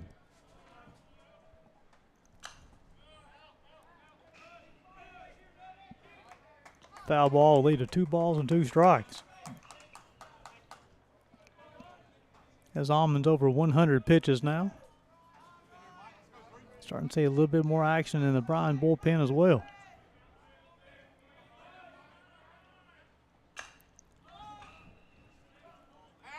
That one's going to escape the Hunter Wright Stadium as well. And both pitchers over 100 pitches.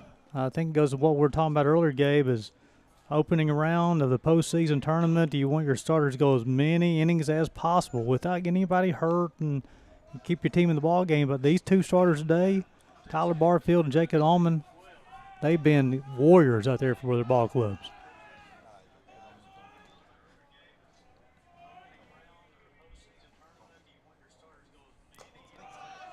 Just outside. Our count is full. And also, I think the St. Andrews is doing a nice job of really working the count with the pitch count being elevated for Allman, really making him work a little bit harder latter part of the ball game. The payoff pitch holds off, and he's going to walk his way down to the bag at 1. So now this will be the flip the lineup over for the Knights for the 4th time with Cesar Murillo hitting now. Murillo's 2 for 3 in the afternoon. He doubled in the 3rd. He singled in the center in the 5th.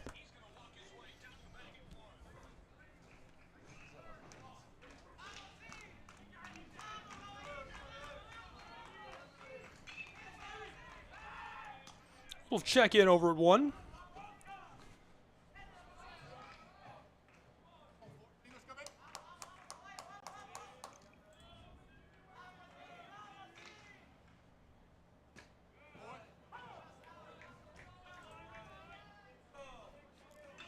So it'll be Murillo, then Santucci.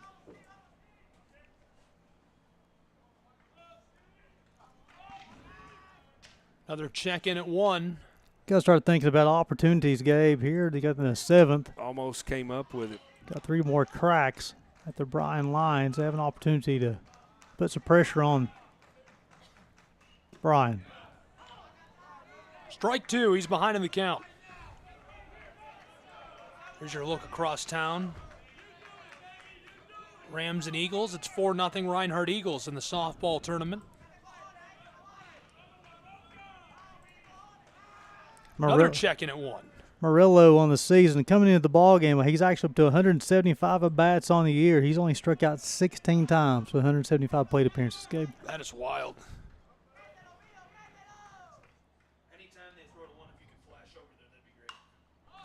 Got a hold of that, popped up. He could be in trouble. This is right near the St. Andrews bench. He got it, right near the dugout. Nice job of Warden of tracking that baseball, and he made that look extremely easy. That's one of the toughest plays in baseball. Has his catcher's mask in his right hand and tracking that baseball. Has so much spin coming back to the field of play. He stuck with it. Nice play. Really nice play by the catcher. Got under that, controls it. That's what they need to do to get out of this. Santucci 1 for 3. He singled back in the 1st. St. Andrews, the Knights are letting it all hang out.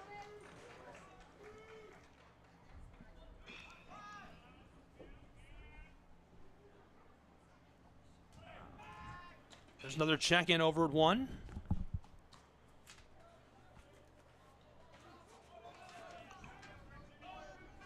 St. Andrews 5-5 in their last 10.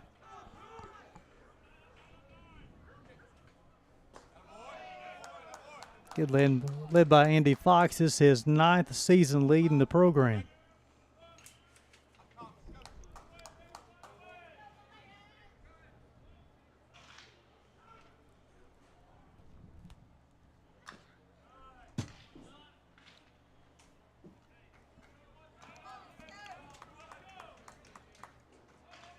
Bryan coming in the ball game, Gabe, in the month of April, have a team batting average of .422. Displayed that in the first inning, but since then, Tyler Barfield's kind of steadied the ship. But now Jacob Allman he's matched him pitch per pitch today.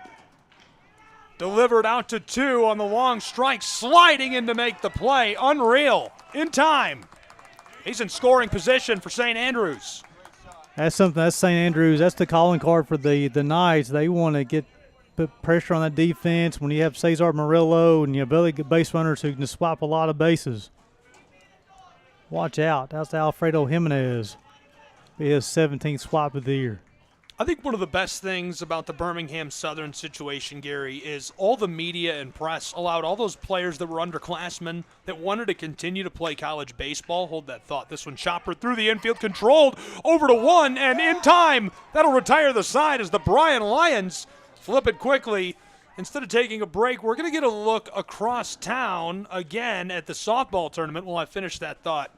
Gary, all that press was fantastic because it allowed all those underclassmen and players that didn't want to be done with college baseball to continue to play. They landed at a new home.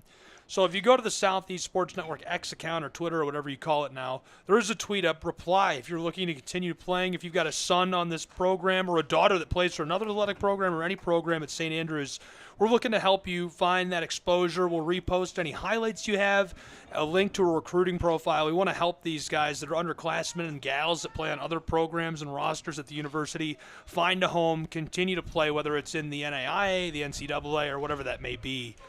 We would love to do anything we can to help boost that exposure and help you find that home and land there. Something with the Southeast Sports Network, you've always mentioned about the importance of bringing these streams free of charge to people at home. If people at home, you're there to help serve and help people. And definitely, if the Southeast Sports Network can help make a connection with another, even if it's one athlete, that's powerful. Yeah. That's all we want to do. We want to help anybody we can. If it's one athlete, if it's 50, it doesn't matter. Please let us know what we can do to help. Tag us, post, reply to that tweet. And we will help do anything we can to make connections for athletes looking for somewhere to land and continue to play at the collegiate level. It's honestly heartbreaking to me. Anybody who's had a great undergrad experience or even a graduate experience, I know Gary is a great example. He's a Hall of Famer at his alma mater and very well connected and loves that community. To think of losing that in the midst of your undergrad degree is heartbreaking. It's heartbreaking, and it hurts to think about. And couldn't more genuinely be serious when I say we are devastated for you and here to really help any way we can. And truly, you probably folks will be hearing that a lot, but reach out for help. For real, yeah. When people want to help, Yes. reach out because in a time of uncertainty and you're just not sure what to do, and it can be challenging mentally, and it can be almost have to make a decision based on desperation. Get all your facts, get all your information. Reach out to those folks who can help you, get you connected with the right folks. Because there are people out there who do want to help, and there are spots out there for these athletes or even just students. There are plenty of places of higher education who want to help. So Tyler Barfield's day is going to be done after 6. Allows 6 hits, 3 runs, all earned, 9 punch-outs, 2 walks, 4 flyouts, 4 groundouts, 117 pitches, 72 strikes for the right-hander. Excellent outing by Tyler Barfield. That's a couple of pitches. It's 1 or 2, isn't it? That's 1 or 2. That's an impressive outing indeed. That's a tough spot here for Ryan Cleary. It's his second appearance of the season. Worked 2 1/3 innings all season long. He'll come in and face the top part of the lineup for the Bryan Lions with Ramsey, Morton, De La Cruz. Ramsey, the first pitch he saw the ball game, put it over the right field wall.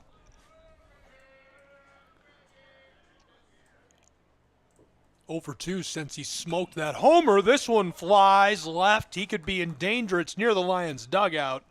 And a sigh of relief as this one is back into the parking lot. You talked about 0 for 2 since that home run. They had 3 hits in that first inning. They've only had 3 hits since the first. They got 6 hits all game. Shows you how well Barfield has threw the baseball. The Knights coming through with the spirit and heart.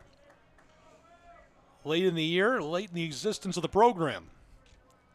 Count even at 1. Andy Fox does such a good job leading the program. This is his 9th season leading the Knights program, one of the better baseball guys throughout the Southeast, throughout the country. Very fortunate to have him part of the Appalachian Athletic Conference for the last 9 seasons. Thank you to Uncommitted USA. Oh. That one almost got us. The key word's almost. That was a close one. I was looking down. I saw you looking down. I didn't want to start it with you, but I think it's clear. He's coming out of the bullpen throwing some strikes there, and Ramsey doing a nice job fouling a few pitches off.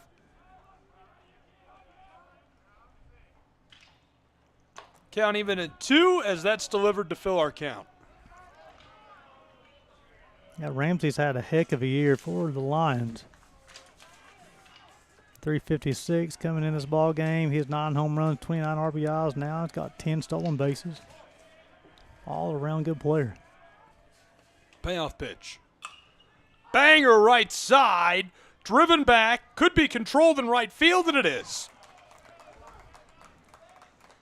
Good job getting under that and making the play in right field. That's Ojea, the lefty. Ojea did a nice job of tracking that baseball as Ramsey got on his hands ever so slightly, was able to avoid the barrel for that first out and bring up Dante Morton. Talking about a dangerous hitter. Here's another one. Singled in the first. He struck out in the second and the fifth. But he's had 18 bombs on the year.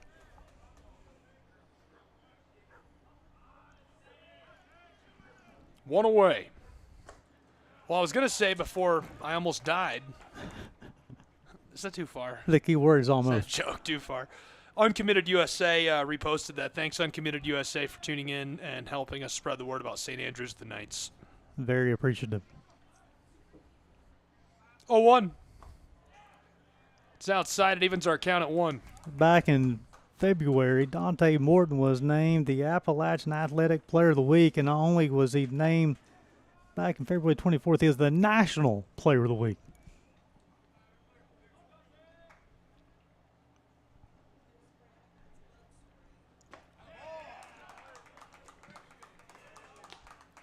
It's a second strike as he paints the corner. Yeah, cleared for only his second appearance of the season. He's coming in out of the bullpen in a tough situation. Got Ramsey to fly out and got Morton down 1-2. Understands his assignment.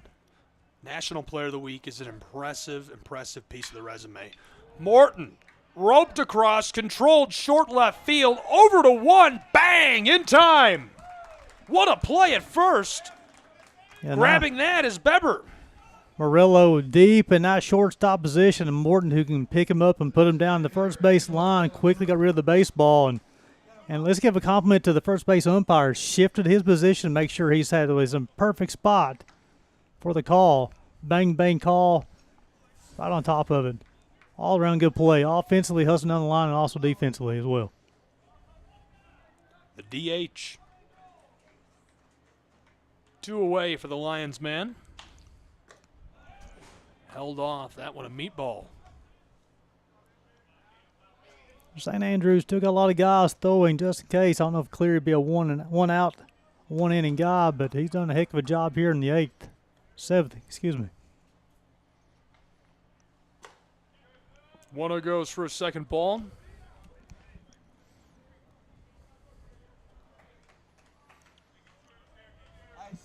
Murillo plays a very deep shortstop. Very quick hands, quick feet.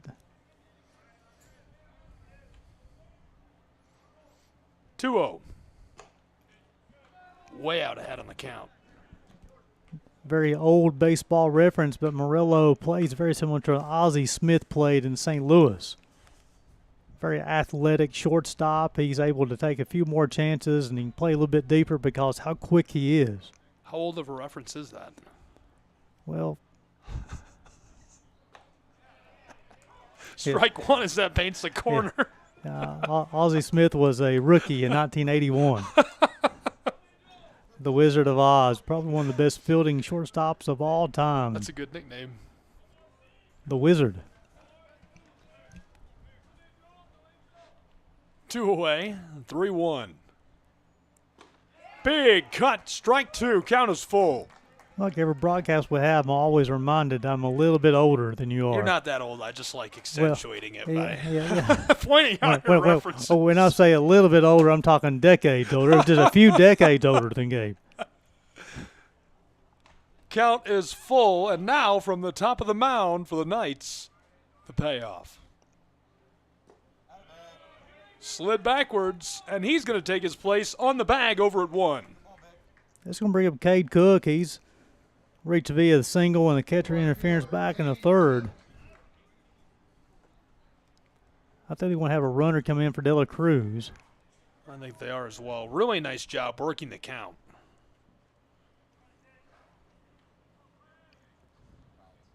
So here's your pinch runner. And so the courtesy runner is one of the relief pitchers, Eli Walker. Okay. He doesn't have a statistic offensively, but he's appeared in 9 games as a pitcher, though. So he must be a really good Where are all athlete. these players coming from? Coaches are digging them out of the back of the dugout today. Why don't you get out there? Tournament time. It's a situation there you want to, especially in a close ball game, they don't want to enter somebody else in the ball game and then they'd be done for the rest of the game. Walker, probably in high school, was a two-way guy, very good athlete. He'll be going on contact with 2 outs. Eli Walker on the bag at 1-1-0. Rattled left, foul, strike 1, evens our count at 1. Cooks had a couple of those, looked like a wonky top swing. The last time he had a big breaker, he actually fouled a baseball off the back part of his ankle. That one, another one, clear. He threw a baseball kind of floating inside. Cook was able to foul it off down the left field line, even to count of 1 ball, 1 strike. Reinhardt's out ahead 7-0 in the softball tournament. They're going to be a tough foul over in the softball. Those girls are crazy. My favorite celebration in the AAC. This one flies out, foul, well foul, and safety for the Lions as they'll stay at the plate and at bat 1-2. 2 away, 1 on board, and Eli. Their celebration of home runs is my favorite of any sport in the entire conference. You've heard me tell this. You've not seen it, though, have you? I haven't seen that. It's on the Southeast Sports Network YouTube channel and on the website in the archives. They bring a little blue chair out to home plate and like hoist it up and down. The entire team does every time somebody hits a home run. Check in over at 1. I think he got him. My goodness, that'll retire the side. What a play. He cuts him down at 1 and sends us to the top of the 8th inning in Kingsport, Tennessee, between the Lions and the Knights.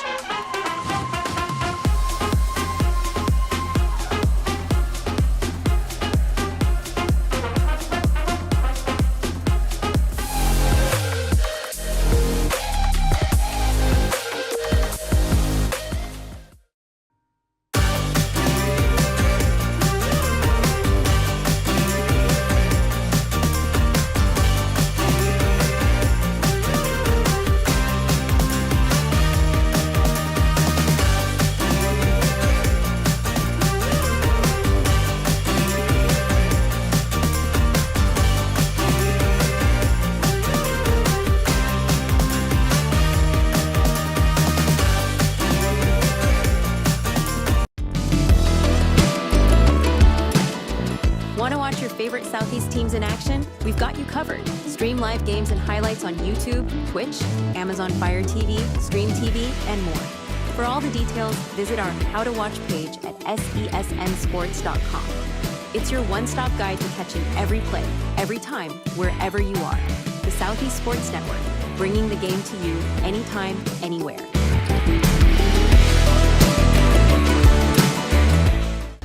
At the U.S. Center for Safe Sport, we see champions everywhere we look. In every sport, on every court, we're building a foundation to ensure all athletes are safe, supported, and strengthened. At the U.S. Center for Safe Sport, ending abuse is not just our job. It's our promise.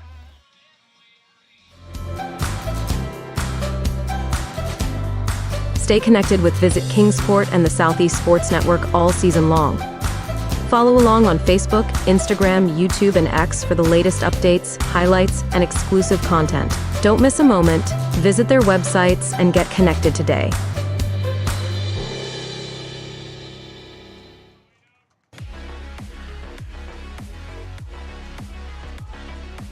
Back and ready to get back underway in Kingsport, Tennessee. Glad you're with us. College Baseball, Southeast Sports Network. Gabriel Schrei, Gary Justice. Yeah, Jacob Allman Tobin the rubber for the 8th time today. 4 hits allowed, 2 runs, both earned. 8 punch-outs, 3 walks, 8 flyouts, 5 ground-outs, 112 pitches. Floated. Center left. controlled. Yeah, Ramsey does a good job patrolling center field for the Lions. Got the lazy fly ball over in left center field and was able to corral it for the first out of the inning. One away for the Lions of Bryan College.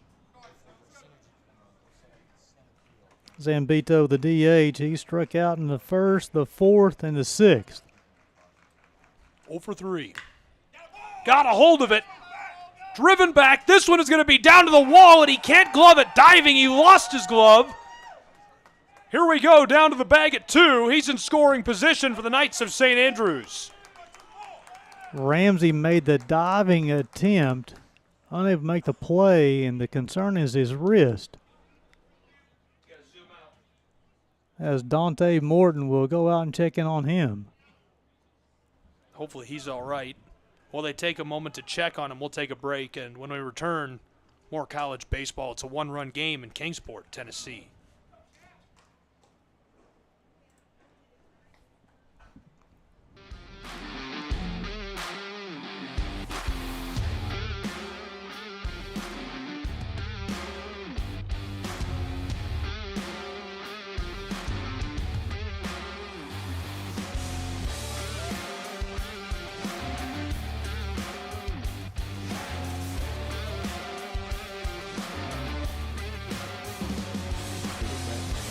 Side of the plate, and she goes down looking.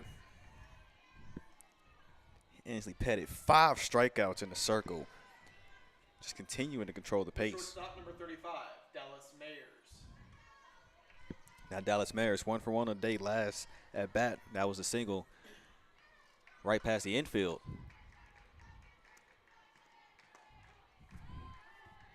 There's a hard hit ball from Mayers in her last at bat back in the 4th inning.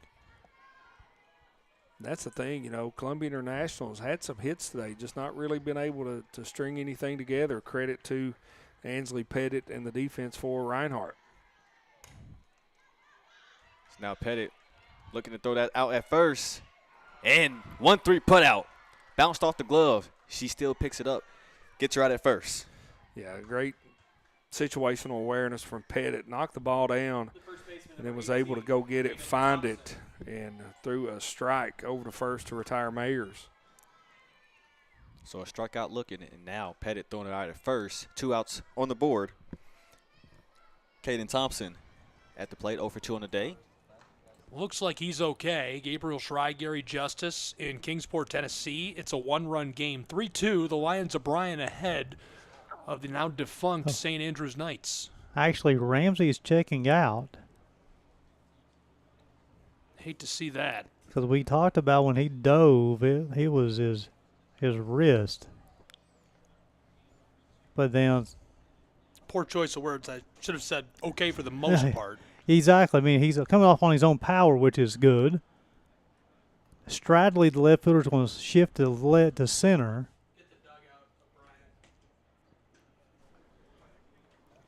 And we have a new left fielder. Yeah, because when he came up, it looked like he was petitioning to stay in the ball game. I mean, all indications like, hey, I want to play. So the one-out double by Josh Zambito. And the time runs at second base now. That was pitch 115.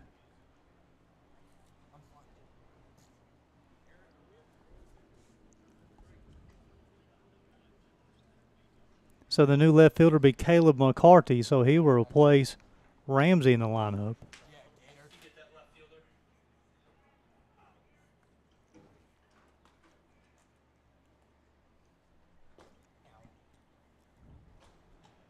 This will be the 14th game that McCarty has appeared in.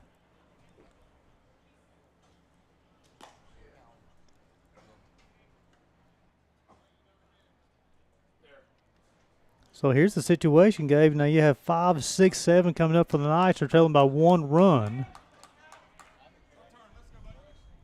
with a tying run to second base. That's a tough situation. 1 away. 3-2, Bryan Lions lead. Top of the 8th inning. Sorry to interrupt you, but you had to love the effort from from Caleb Ramsey in center field. He laid his body out for that baseball. That was a great attempt. Chopped off foul into the backstop. St. Andrews Knights down to Hamby. He's 0 for 3 today. So we have a new runner at second base for Zambito. That's Alfredo Jimenez Jr. He's second on the team and stolen bases on the year. So he knows how to pick him and put him down too. 16 swipes. Jimenez Jr. is in scoring position at 2 with 1 away. That's going to be a strike. 0-2 count. So this changes the at-bat. He look for Hamby to get up, maybe squeeze the plate a little bit, widen the stance, choke up on the bat, see if he can poke this between the first and second baseman. Such a big hole.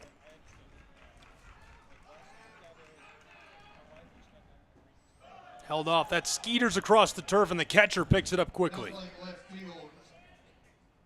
Jimenez is in the foreground there on your screen wearing number 41. You comment on that. Warden did such a good job behind the plate of keeping that baseball in front of him because 90 feet means a lot right now. Absolutely. In a 3-2 ball game in the 8th. St. Andrews desperately needs a run to hang around to the Bryan College Lions. Think about postseason baseball, nothing better. Ramsey laying out for baseballs out here. In the first game of the day, we had Noah Brooks crashing in the wall for U-Pike, making a play. Great delivery. He punches him out. 2 away on this side of the 8th inning for the Bryan College Lions. It's his 9th strikeout on his 118th pitch. 118 deliveries from the mound. That's an incredible number. Let's bring up the first baseman, Bryson Beber. He struck out and he singled his last time. 1 for 3 on the day. We'll see what the righty can do in one of the biggest at-bats in school history. This is as important as it gets to a baseball program. 2 away, 1 in scoring position out of 2 in Jimenez. Gabriel Try, Gary Justice live from Kingsport, Tennessee inside of Hunter Wright Stadium. And the stakes couldn't be higher for St. Andrews and the Knights in one of their final ever games as a program. Trying to stay on the winner's side of the bracket in the 2025 Appalachian Athletic Conference Baseball Tournament. 0-1 from the mound. Big cut. That'll go for a second strike. Back-to-back breaking balls from Jake and Allman. The third time through the lineup, the 4th time through the lineup. He's been going breaking ball, breaking ball, breaking ball. Sometimes we're a little bit more tired. You're able to throw the breaking ball more than you can your fastball. That's outside for ball 1. 2 away, 2 strikes up on the board, and Jimenez in scoring position at 2. The Knights trail by a run. Yeah, a base hit Jimenez is going to score. Allman's going to try to retire Beber at the plate with a strikeout. Look for fastball right here, though. 1-2. So when you make a move and you don't throw it to second base, you'll see umpires do a 1. You only get 1 of those per inning.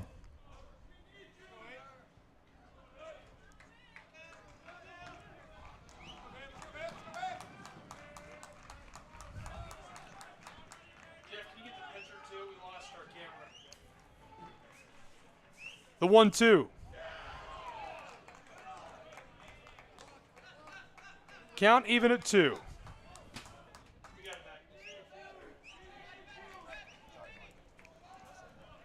Quite a battle here. Beber's did a nice job. Down 0-2 in the count. Battle back to make it 2-2. Just trying to hang around, trying to spoil pitches to find the one he wants. Beber at the plate with 2 away, the delivery. That is just outside, and our count, Gary, is full. And Allman staying away from the fastball, staying with the change-ups and the breaking ball. Someone walks out of this half inning as a hero. 1-2-5, 125th pitch coming up. Allman delivers a banger. This one will keep him alive, though. 35 on the mound is starting to labor a little bit, ever so slightly. The fastball has lost the pop. He's counting on. He's been a crafty pitcher right now, using breaking balls and getting placements, avoiding barrels is what he's trying to do. He's done a good job so far today. With 2 away, the payoff pitch. Allman got a hold of it. He stays alive. Incredible by Beber. Gotta love this at bat. Beber doesn't want to give in. Allman's not want to give in. Allman knows his day is probably done after this inning. He's like, I want to finish this thing out. Well, one of these two is going to walk out of this half inning as a hero. I'm sure Clint McAlley wants him to finish out this inning as well. Allman, 2 away, a runner in scoring position, another payoff pitch for the Lions. And they'll walk him. Beber on board with 2 away. 1 in scoring position for the Knights of St. Andrews in the late stages of this first day playoff matchup between the Lions and Knights. It's a 4th walk issued, and he's going to bring up Garrett Wolf, the third baseman. He struck out a couple of times, bounced out 4-6. And you talked about the importance of this ball game. They want to try to stay out of that loser's bracket. You want to stay in that winner's bracket as long as you can. Both these teams want to stay on the W side. Wolf watches that go by for ball 1. 2 on board for him. 2 of his teammates already struck down. Got to watch Allman now. You can see he's lost his mechanics ever so slightly now. What happens is with Allman, he's trying to use his whole body to throw the baseball, starting to labor quite a bit. Missing glove side. His season average of .227. Now the count 2-0 for Wolf.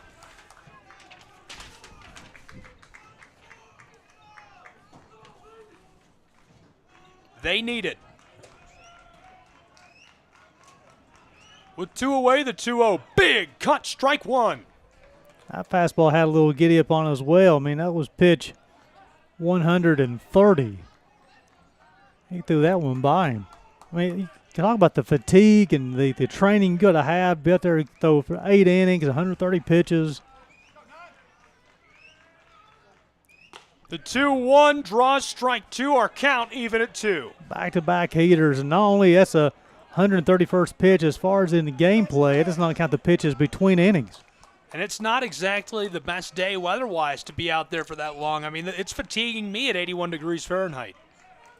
That's not even a joke. I'm tired after this day. It's been a long one. 2-2 zips by and fills our count. Scramble out at 2, balls loose, rolling into center field. Still after it. Lions flash the glove. They've got it. Crisis averted. Our man downstairs, Rick Bentley, understands the importance well. He just sent me a text say Allman's up to 131 pitches. He realized what kind of performance this young man's put on. But now 3 balls, 2 strikes, 2 outs. Runners first, seconds to God. The runners will be moving on the pitch.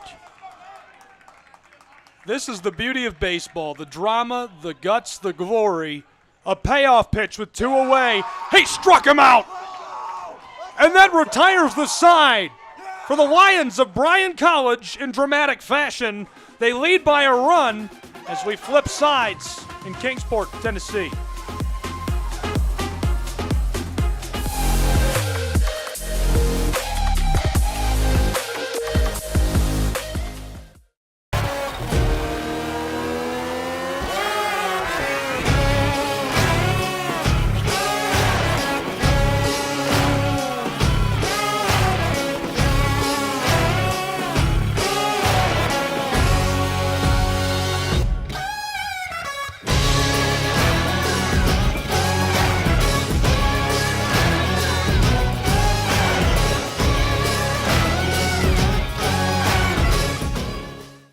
The Southeast Sports Network is now on Amazon Fire TV. Now you can download the SESN app and watch on any Amazon-enabled device, such as your Fire Stick. The easiest way to download the app is to go to our website, find the Watch SESN tab, and click Fire TV app. Then just select your device from the list. That's it. Free and easy. Enjoy watching the Southeast Sports Network on your Fire TV, Fire Stick, or Fire Tablet with just a few clicks. In Kingsport, it's a 1-run game as we flip sides. Gabriel Schrei, Gary Justice, glad you're with us. The St. Andrews Knights nearly able to pull something off. They had 2 runners stranded on board at the end of the inning, punched out the batter. He couldn't pull through for him. St. Andrews needs a miracle. Broughton Williams will be the third hurler of the day for the Knights. He's he got a 5.22 ERA, his 11th appearance, 29 in the third innings pitched, 38 strikeouts, 17 walks. Opponents hitting 277 off the right-hander. Cleary goes 1 inning, walks 1, those 16 pitches, 8 strikes. Well, this is the situation, Gabe. They got to hold the Lions to 0, and they have one more crack at it. This is a flashback to the basketball tournament from this year. We've got all the highlights and full replays available on SESNsports.com. You can watch them on the SESN archive on the website. Twitch has it archived. It's archived on YouTube. Lots of ways to tune in and watch all of the championships in the Appalachian Athletic Conference. So Cook was batting in the bottom of the 7th when Eli Fowler was picked off at first base, so he will have an opportunity to hit once again here in the 8th.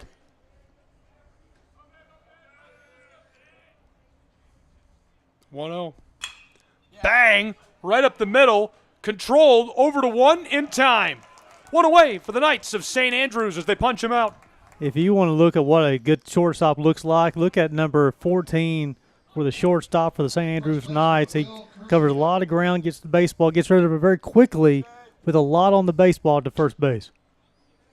Going to have a pinch hitter, number 17. Jaron Morris, 276 on the season, 3 home runs, 27 RBIs, a 380 on-base percentage.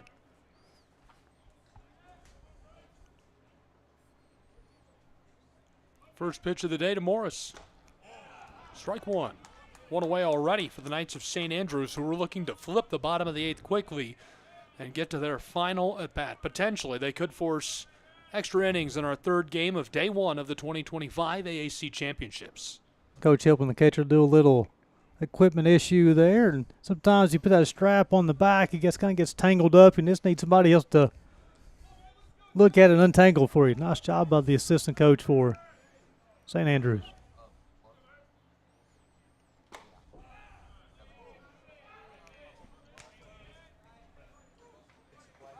One away, count even at 1. Getting that first out's always big, and in the inning, able to relax ever so slightly. If you can stack another out on top of that. Morris fouls off, strike 2.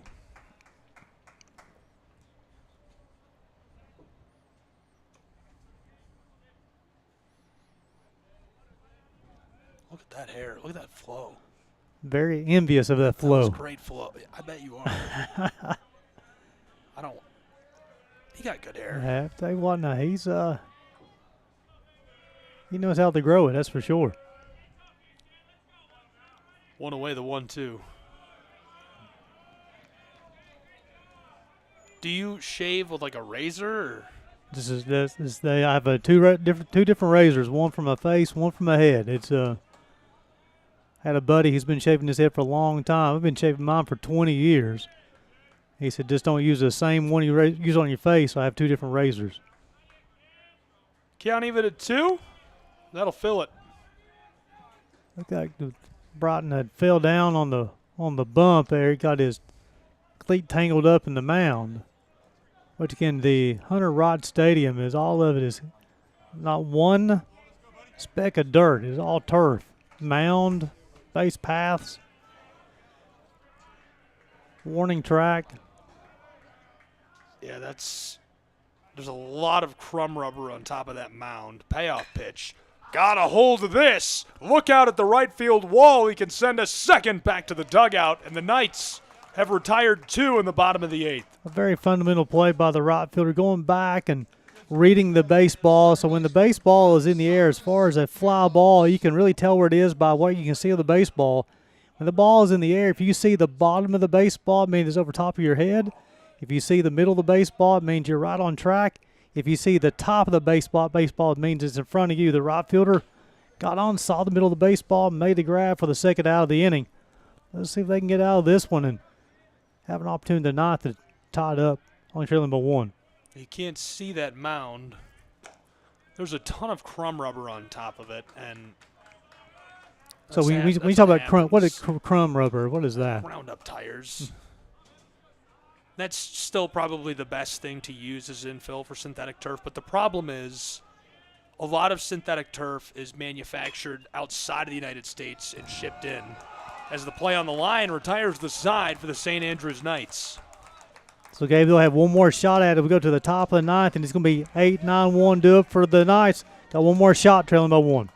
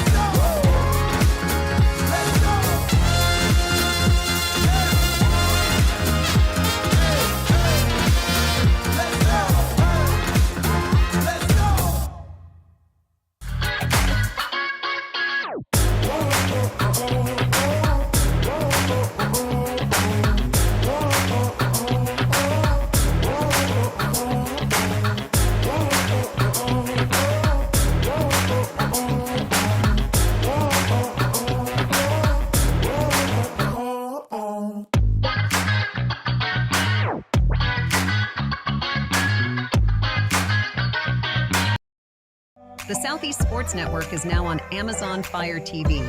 Now you can download the SESN app and watch on any Amazon-enabled device, such as your Fire Stick. The easiest way to download the app is to go to our website, find the Watch SESN tab, and click Fire TV app. Then just select your device from the list. That's it. Free and easy. Enjoy watching the Southeast Sports Network on your Fire TV, Fire Stick, or Fire tablet with just a few clicks. Back in Kingsport in the top of the ninth inning in a one-run game. Gabriel Schrei, Gary Justice, and it's all come down to this for the St. Andrews Knights. Now, their year isn't over, and their program does not end if they lose this, but obviously you want to stay on the winner's bracket. It's just going to be a much easier, much more attainable path for you. The Bryan Lions playing a little looser, a little faster, having a little more fun because the stakes just, they can't be that high for them. Tanner Everett is a new pitcher for Bryan. 1 win, 5 losses. This will be his 17th appearance of the season. He has 4 saves, 40 innings pitched, 16 strikeouts, 11 walks. Opponents hitting .322 off the right-hander. Jacob Allman, 8 innings pitched, 5 hits, 2 runs, 10 Ks, 4 walks through 133 pitches. Quickly strike one. He paints the outside corner. Adrian O'Hara, he'll lead things off. He's walked twice. O'Hara, count even at 1. Thank you. I've been saying his name wrong all day. O'Hara played a nice job defensively in the right field. Everett delivers a meatball, and O'Hara smokes that to left field. Hello to first base. O'Hara did a nice job of just keeping his hand back and drove that baseball to left field. Lead-off hitter on for the Knights. With the 9th place hitter, now you got to wonder, do you bunt the runner over and give up the out? Now the third baseman, Sabo, is thinking he's 2 steps in. Thinks he is going to bunt. St. Andrews is looking for a miraculous win. Saying hello to O'Hara over at 1. Looks to be comfortable to me. Look for Royston to try to get this butt down the first base line to keep it away from the Sabo. Shows bunt and stands by for ball 1. The righty pitcher delivering, Everett from on top of the mound. This one is bunted right down the line. Perfect delivery as it rolls foul. Maybe not so perfect, but very good delivery of the bunt. Some people ask why you try to bunt it down the first baseline versus the third. What happens if you try to go to the third baseline and you bunt it too hard, there's a situation where you may be able to get the force out of second base. Going down the first base line almost ensures your runner can get from first to second, then the top part of your lineup comes up for the Knights. If you look at Royston, he'll put that back foot back. He's going to try to push that thing on the first base line and make the first baseman come and field the baseball. Now, this is a new first baseman, as Jaron Morris will stay in and play. He hit. Looks like Curcio over at one. Or it was Curcio. They pulled him. Yeah, so Morris pinch hit for him in the bottom of the eighth, and then they're going to let him stay in defensively. So now with 2 strikes, got to wonder, do you still try to bunt? I don't think so. Count. Bunted foul. Look out of the dugout as that one nearly hits our camera. And that'll be the 3rd out, so that'll be registered as a strikeout. If it wasn't in the 9th inning, I would tell you the story of how that rule become a play as far as a 3rd strike bunt being an out. Cesar Murillo will hit. Got a couple base hits. That's a huge strikeout for the Lions of Bryan College, who are looking to crush the dreams of the Knights. Strike 1 delivered perfectly. Murillo's 5th at bat, first time he's faced Everett this afternoon. He's 2 for 4 today. Murillo followed by Santucci. Banger! This one blooped left field, short. And now 2 on board for the Knights of St. Andrews, a runner in scoring position out at 2. Murillo's 3rd hit, did a nice job of driving that baseball. The barrel found the baseball, squared it up, saw the base hit. Now the go-ahead run is at first base of the fastest man in the Appalachian Athletic Conference, Cesar Murillo. So any kind of a ball in the gap, the Knights have an opportunity to take the lead. The coach says, give me time. I'm going to talk to my pitcher.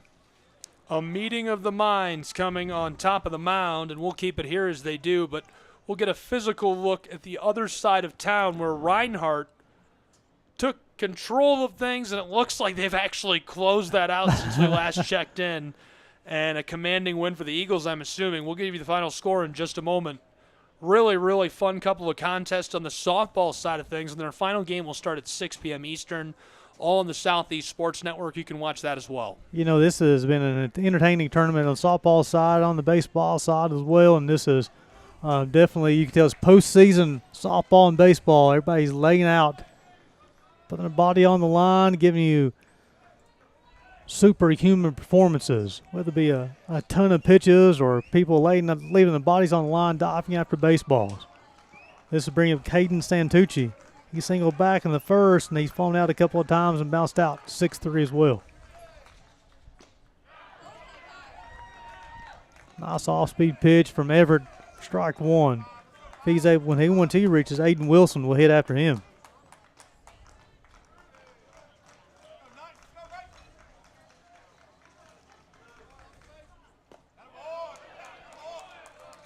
Went change up and breaking ball, missed off the plate.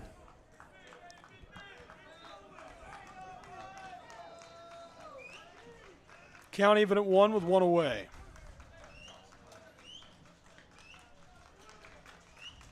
The delivery. That'll be strike 2. Everett showing a lot of confidence in all-speed stuff right now. And again, you're trying to get him to roll his hands over and maybe bounce into a little 6-4-3 if possible. Looking for a fastball in his hands, though, here. Reinhardt took that game in 6 innings, 8-0. Choppered foul left, strike 2 still. So here, Everett on the mound, he's trying to get it off the end of the bat or get on his hands. You want a ground ball to your shortstop or your second baseman, see if you can flip a double play, get 1 out, get 2 outs with 1 pitch and end the ball game. Santucci's a tough hombre at the plate. Ojea's in scoring position at 2. Big swing. He'll go down swinging, 2 away for the Lions of Bryan College. So it comes down to Aiden Wilson, who is 0 for 4 on the afternoon. He's flown out to center field last 2 times. He's also struck out, lined out to the second baseman. Third base coach is going to have a word for him. Probably usually in these type of situations when a coach is talking with him, really look for one pitch, one spot until you have 2 strikes. Got to hit your pitch.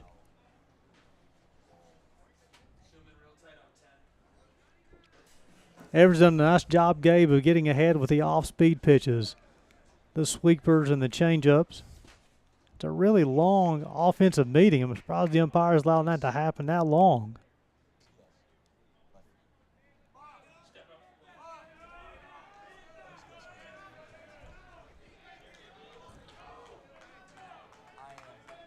Wilson, you said it, 4 flyouts, 2 away. Ohea in scoring position at 2. Murillo on the bag at 1 as this is delivered for a ball, skeetering through the turf. Really good speed on the base pass for the Knights. 1-0. 2 balls, Wilson. Truly, one pitch and one spot has to be in a select spot where you want the baseball, something you can drive. If it's not there, let it go. 2-0, choppered foul left, strike 1. This is one of the most important at-bats in program history and potentially one of the very final. I mean, it is even if they go on and win the national championship, if you put it in perspective. After decades of baseball, it's all come down to this, one of their final moments of program history. 2-1. With 2 away, that'll go low and give us a 3rd ball. So now the spot we talk about, we put it in the box, 1 pitch, 1 spot. If it's not there, let it go. Now that spot down 3-1, it gets even smaller. It has to be a little teeny spot. If it's not there, let it go. Knights foul off, and that will fill our count. Now runners will be on the pitch. So that means, again, a ball down the line with the speed you have on the base pass, easily the go-ahead run can score. So it can be important for the Lions to play solid defensively. See what pitch he can execute. To move on to the winner's bracket, the Bryan Lions looking to retire the side. Wilson! They got him! Caught him looking! That ends the game as the Bryan Lions advance in the winner's bracket 3-2 over the St. Andrews Knights. Gary, what a matchup. A great ball game, 3-2, our second 3-2 ball game in the postseason tournament. And what can you say about Jacob Allman? Got the 8 innings pitch, 133 pitches, and Caleb Ramsey with a leadoff home run to get things started for the Lions today. Really impressive closeout. We've got 1 game left to play today. Any thoughts on that action coming up and your closing thoughts on this broadcast? Well, the closing this one here, I really like the pitching from both teams today. They executed their pitches, and just superhuman performances by Barfield and Allman. And this next one, this Johnson Royals team, Dave Serrano's got his ball club playing at an elite level right now. School record wins, ranked in the top 20 for the first time ever. There you go. We'll see. Can the Johnson Royals make some noise in Kingsport, Tennessee? We'll be back with more of the 2025 AAC baseball and softball tournaments. SCSNsports.com/how to watch. Find all of the ways to watch and pick your favorite way to watch. Today's broadcast will be archived inside of the Apper platform where you viewed it and available for replay. This is a copyrighted presentation of the Southeast Sports Network. I'm Gabriel Schrei for Gary Justice, our entire crew. The Lions and the St. Andrews Knights. Again, the final score, Bryan Lions 3-2.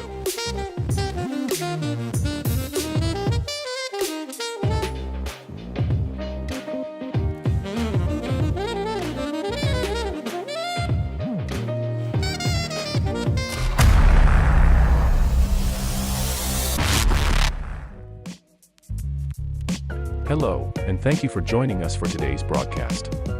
This broadcast is a product of Schrei Media, LLC. Unauthorized use, sale, or redistribution of this media in any form is strictly prohibited without the express written consent of Schrei Media. Radio and television mediums are encouraged to reach out. Thank you for tuning in. Enjoy the game.